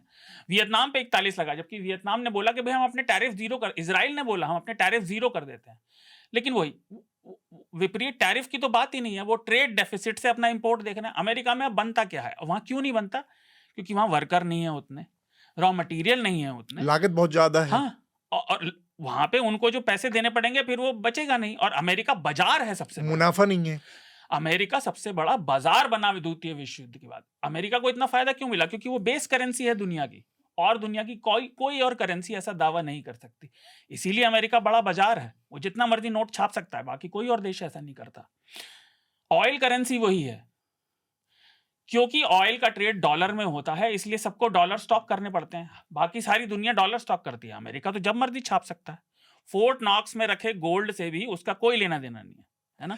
वो सब एक चीज और, ये सारी जो चीजें हुई, इसकी वजह है ट्रंप के एडमिनिस्ट्रेशन की अदूरदर्शिता, अपरिपक्वता। और ये बुराई वहां भी हो रही है क्योंकि सबसे पहले आप देखिए, अगर ये 1 महीना भी चला, जैसा माधवन ने एग्जाम्पल दिया, भारत में जो अर्थशास्त्री कह रहे थे वो सोच रहे थे 20% तक लगेगा, लेकिन ये 26 हो गया। आप देखिए इसका असर कैसे पड़ता है। अगर ये नेगोशिएशन टैक्टिक है। जिन लोगों ने रिटेलिएट नहीं भी किया, जैसा भारत के कुछ लोग कह रहे हैं, जैसा राहुल गांधी ने जिक्र भी किया था कि सर झुकाए देते हैं, और ये गलत तरीका है, पर वो मेरा मत है, मैं अपने ओपिनियन को साइड में रखता हूं। ये आपने बिल्कुल भी उस पर रिटेलिएट नहीं किया, तो भी 1 महीना जो ये बिजनेस चलेगा, आप ये देखिए जितने मैन्युफैक्चरिंग बिजनेस होते हैं, और मैं अमेरिका की बात कर रहा हूं, वो 4, 5, 6, 7% के मार्जिन पे चलते हैं। 1 महीना चीन से सारी दुनिया का रॉ मटेरियल आता है 54% पे। अगर आप रहे, आपका बिजनेस कम से कम 2 साल के लिए घाटे में चला जाएगा 1 महीना चलने के बाद, क्योंकि आप 4-5 आपको तनख्वाहें भी देनी है, आपको टैक्स भी देना है, वो तो छोड़ेगी नहीं सरकार। और इसीलिए ट्रंप का दूरदर्शी जो आईटीएस की बात है, आईटी सर्विसेज की, क्योंकि हम सर्विसेज देते हैं अमेरिका को, तो वहां पे क्या देखने को मिला, ये टैरिफ लागू होने वाले थे 2 तारीख से, तो आप देखें पिछले, और क्योंकि हम मीडिया कंज्यूम करते रहते हैं दूसरे तरह का, तो आम लोग आते रहते हैं, पिछले 2-3 महीनों में बिक्रियां बहुत बढ़ी हैं गाड़ियों की, कपड़ों की, क्योंकि कपड़ा जा रहा है इधर से, बांग्लादेश से, वियतनाम से। अब नाइकी के शेयर 13 से 14% क्यों गिरे? क्योंकि वियतनाम में बनता है, वियतनाम पे टैरिफ लग जाएगा तो नाइकी वहां महंगा होगा, वियतनाम में थोड़ी महंगा होगा। बिल्कुल ठीक। तो और आईटी सर्विसेज तब गिरेंगी, उनके शेयर कब थोड़े से बचे, लेकिन गिरे इसलिए क्योंकि जब अमेरिका में मंदी आनी शुरू होगी तो वहां सर्विसेज की इस्तेमाल होना कम हो जाएगा, तो वो थोड़ा झटका देर में आएगा। और रही फार्मा की बात, तो फार्मा पे ट्रंप ने टैरिफ नहीं लगाया, लेकिन उसने साफ कहा है कि हम उसको नेगोशिएट कर रहे हैं, क्योंकि आपको याद रखना चाहिए अमेरिकन कांग्रेस और सेनेट में सबसे बड़ा लॉबी ग्रुप फार्मास्यूटिकल कंपनीज हैं, और इन सब का, जैसे कि इंडिया का एग्जांपल दूं, ग्लेनमार्क का फाइजर से टाई अप है ओज़ेम्पिक बनाने में, जो पतले होने वाली दवा आजकल चल रही है। तो ये कॉम्प्लेक्स मैटर है, पर इसका आप ये समझ लीजिए, दुनिया का अर्थव्यवस्था का द्वितीय विश्व युद्ध के बाद जो ढांचा बना था, वो इसके टूटने की ये शुरुआत है। शुरुआत हो बिल्कुल।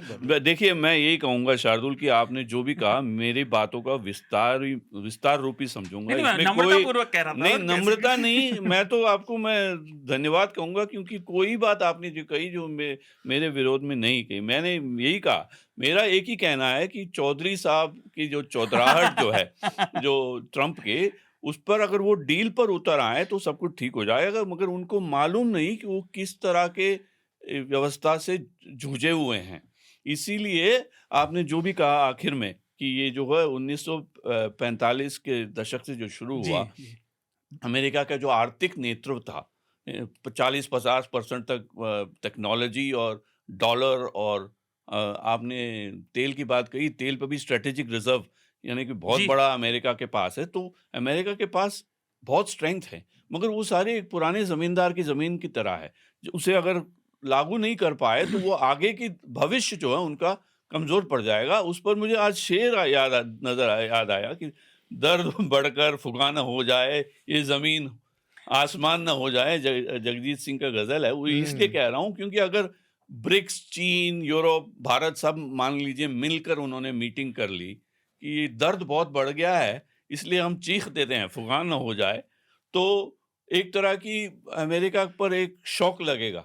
एक तरफ दुनिया की सबसे बड़ी कंपनियों पर उन्होंने ऐसा टैरिफ की वजह से ऐसे हलचल मचा दिया है ट्रंप ने कि राजनीतिक एक बैकलैश होगा, उल्टा असर पड़ सकता है। खास करके विस्कॉन्सिन में हमने देखा कि इलॉन मस्क ने बहुत पैसा लगाया, कल एक सीधा वोट खरीद रहा था, मगर फिर भी हार गया।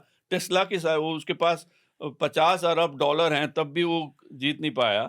तो इसका मतलब यह है कि राजनीति इस स्थिति पर पहुंच गई है अमेरिका में कि बड़ी बड़ी कंपनियों भी जो ट्रंप के समर्थन में खड़ी हुई, उनके व्हाइट हाउस के जिता नहीं पाएंगे।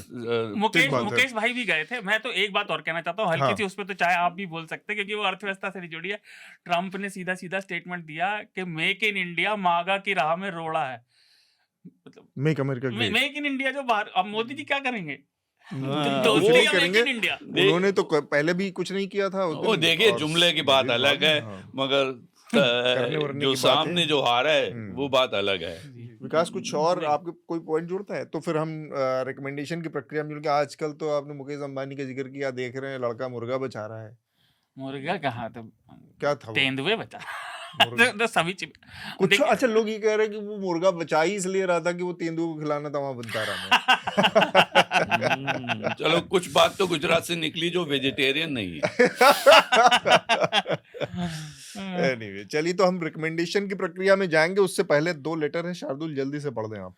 अच्छा मैं पढ़ूँ, एक मिनट। या मैं ही पढ़ देता हूँ, नहीं बहुत नहीं ज्यादा बोल दिया आपने आज, नहीं नहीं ऐसा कुछ नहीं, गले में खराश। मेरे गले में कोई खराश नहीं है, माफ ठीक। कीजिए। मैं केवल वो स्वाप कर रहा था। ट्रम्प को लेकर भावुक हो जाते हैं आप। मैं भावुक किसी को लेकर नहीं हूँ। नहीं, आंकड़े आपने बहुत जबरदस्त पेश किए शार्दुल, उसके नहीं, लिए तालियां हो। ये नहीं ट्रम्प मैं के आपको प्रेमी एक हैं। सच हाँ, बात बताता oratory हूँ, अच्छी मुझे चीज़ है। मुझे रमन सर ने और अतुल ने और मनीषा ने काम दिया है कि इकोनॉमिक्स को पढ़ो। अब मैं इकोनॉमिक सर्वे पढ़ने बैठा तो वो हवाई जहाज, तो फिर मैं 3 महीने में 6 साल का कोर्स करने की कोशिश कर रहा हूँ पढ़ के। मगर तो उसके जो परिणाम अच्छे हैं। नहीं, पर अर्थव्यवस्था बहुत इंटरेस्टिंग है, आपको पता चलता है सरकार झूठ काम बोल रही है। यस। तो पहले अनुराग का पत्र पढ़ा जाए। जी, अनुराग लिखते हैं, एनएल चर्चा मेरा बहुत ही पसंदीदा पॉडकास्ट है। भाषा की आजकल की बहस में हिंदुस्तानी में पॉडकास्ट जिसमें लोग जानकारी के साथ साथ अपने विचार साझा करते हैं, बहुत अमूल्य है। मेरे ख्यालात शार्दुल से सबसे ज्यादा मेल खाते क्या हैं। बात है। हालांकि वो ज्यादा जज्बाती, भाई मैं जज्बाती नहीं होता, ये तो वो बात हो गई, रोते क्यों है भाई, शक्ल ही ऐसी है, मैं जज्बाती नहीं होता। जज्बाती होते हैं, पर बाकी लोगों को उनकी अपनी पूरी बात रखने का मौका देना चाहिए। अतुल को दूसरों को बोलते समय टोकना नहीं चाहिए। मेरा काम ही है टोकना, नहीं तो लोग अनकंट्रोल भागते हैं। जहां हम 1.5 घंटा सुन सकते हैं, उधर हम 2 घंटे भी सुन सकते हैं। अब बस तो एक ये बात सुझाव, ठीक है। सब प्रेम। नहीं, कई बार क्या होता है, लोग अनकंट्रोल भागने लगते हैं, फिर मुझे लगता है कि रोकना पड़ेगा, नहीं तो वो गाड़ी डीरेल होते होते मुद्दा मुख्य विषयांतर एक बड़ा महत्वपूर्ण जी, मसला, और जी। हिंदुस्तानियों मगर के अतुल, आपके जो अंदाज़े बयान तो मुझे बहुत अच्छा लगा, मतलब एक बैलेंस है उसमें ऑलमोस्ट।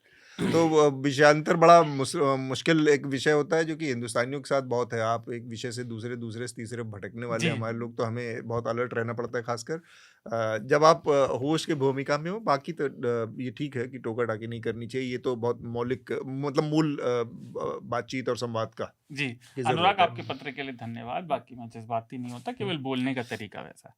हम्म। दूसरा पत्र है शुभांकु कोचर का। वो लिखते हैं, this is a suggestion for the team that looks after accessibility of application. The way you have made your application and website accessible with screen reading software, I request you to kindly look into your video documentary and try to make them accessible by adding audio description in it. The entire video content after 2021 on Netflix and Prime Video is accessible because of the audio description that is provided for people with visual impairment. Right. If you implement this, you will be the first media house to do that. धन्यवाद शुभांकु। थोड़ा सा बस इसमें शुभांकु, हमारे ये जिस तरह के एप्लीकेशन की बात कर रहे हैं, ये आई एम श्योर कि ये थोड़ा सा रिसोर्स मांगते हैं ये। फिर भी हम हमारी जो टीम है और जो इसके लिए जिम्मेदार लोग हैं उन तक पहुंचाएंगे, चित्रांशु को ये भेजेंगे, और वो जी। जरूर देखेंगे कि इसके कितने संभावित तरीके हो सकते हैं इसको अप्लाई करने के। ये 2 पत्र हैं, आप पत्र ज़रूर लिखें। मैं बार बार कहता हूँ, आपके पत्र बहुत ज़रूरी हैं। कई बार हमको पता ही नहीं चलता कि जो हम कर रहे हैं चर्चा, इसमें ये किस तरह की प्रतिक्रिया आपकी है, आपको कैसा लग रहा है। तो इसलिए भी बहुत ज़रूरी है कि आप लगातार वो साइकिल के जो कलपुर्जे होते हैं, कई बार ढीले होते हैं चलते चलते, तो थोड़े दिन पर जो मिस्त्री होता है, वो आप मिस्त्री हैं इस साइकिल के, तो थोड़ा टाइट करते रहें, कसते रहें, ये चलाते रहें, इससे बहुत साइकिल पटरी पर चलने में आसानी रहेगी। रिकमेंडेशन की प्रक्रिया आप पूरी करेंगे जल्दी से। सबसे पहले शार्दुल, 3 रिकमेंडेशन से कम नहीं, तो होना नहीं चाहिए। अच्छा, दो ही है। मुझे 3 पे आप लोग ट्रोल करने लगे तो मैं इस हफ्ते 2 ही दूंगा। एक तो न्यूज लॉन्ड्री पे एक आर्टिकल आया, उसे आप हिंदी और अंग्रेजी में दोनों में पढ़ सकते हैं। वो लॉन्ग फॉर्म है, आउटलुक पत्रिका को लेकर कि आउटलुक कहाँ से शुरू हुई और अब वो किस जगह पहुंच गई है। तो वो प्रियंका ईश्वरी और तनिष्का सोडी, हमारी साथियों ने दोनों ने रिपोर्ट की है। वो ज़रूर पढ़ें, जिसमें भी आप चाहें, हिंदी और अंग्रेजी में। और दूसरा, एक मार्वल की बहुत सालों बाद एक ढंग की प्रॉपर्टी दोबारा से आई है, जो देखने में थोड़ी सी रुचिकर मुझे लगी। ये व्यक्तिगत मत होते हैं। तो वो है डेयरडेविल बॉर्न अगेन। डेयरडेविल फिर से शुरू हुआ है और काफ़ी अच्छा है, इंटरेस्टिंग स्टोरी टेलिंग है, नेटफ्लिक्स पर है, तो वो देखें। बिल्कुल ठीक बात है। माधवन, आप क्या रिकमेंड करेंगे? मेरा कुछ अजीब सा रिकमेंडेशन है, मगर मैं चाहूँगा कि लोग उसे देखें। समीप में मैं देख रहा था डेविड लिंच की अंग्रेजी फिल्म पैसेज टू इंडिया, जो E.M. फॉस्टर के नॉवल पर आधार है। और उस नॉवल का मुझे मालूम भी नहीं था कि उस फिल्म देखने के बाद ब्रिटिश काउंसिल से ईमेल आया कि 100 साल हो गया इस नॉवल का, उस पर एक चर्चा अटेंड किया मैंने। तो मैं चाहता हूँ कि हालांकि एक तरफ लोग कह रहे, प्रोफेसर हरीश त्रिवेदी हैं दिल्ली यूनिवर्सिटी के, वो भी हिंदी में भी माहिर हैं और इंग्लिश के भी प्रोफेसर रह चुके हैं, वो भी वहाँ उपस्थित थे। उन्होंने कहा कि उतनी रेलेवेंस नहीं है इस नॉवल की, मगर मैं उसे बहुत ही रेलेवेंट मानता हूँ, क्योंकि 1925 में जब नॉवल निकला, मैं आपको बताता हूँ क्यों ये नॉवल मेरे लिए बहुत ही अहमियत रखती है, और फिल्म देखें तो अच्छा है, अगर हिंदी अनुवाद में पढ़ सके तो और भी अच्छा है, क्योंकि एक औसत ब्रिटिश राइटर की दृष्टि से ये लिखी गई है ये नॉवल। और उस दशक के बाद 1915 और 1925 के बीच में जो भारत में हुआ बहुत महत्वपूर्ण जो माहौल था, उसके बारे में हमें सीधी जानकारी मिलती है, क्योंकि अगर राजनीतिक दृष्टि से ना देखते हुए सामाजिक दृष्टि से देखें और उससे जो राजनीति का जो क्या संबंध है, इतिहास से क्या संबंध है, इसको समझने में बहुत काम आता है। जैसे 1923 में ही सावरकर ने हिंदुत्व शब्द का इस्तेमाल किया।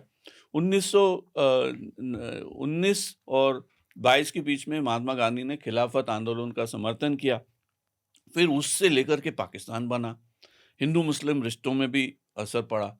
ये सब इस माहौल को अगर इस नॉवल की दृष्टि से देखो तो हमें पता चलता है, लगता है जैसे कोई हम उस समय के भारत में पहुंच गए और देखने लग गए।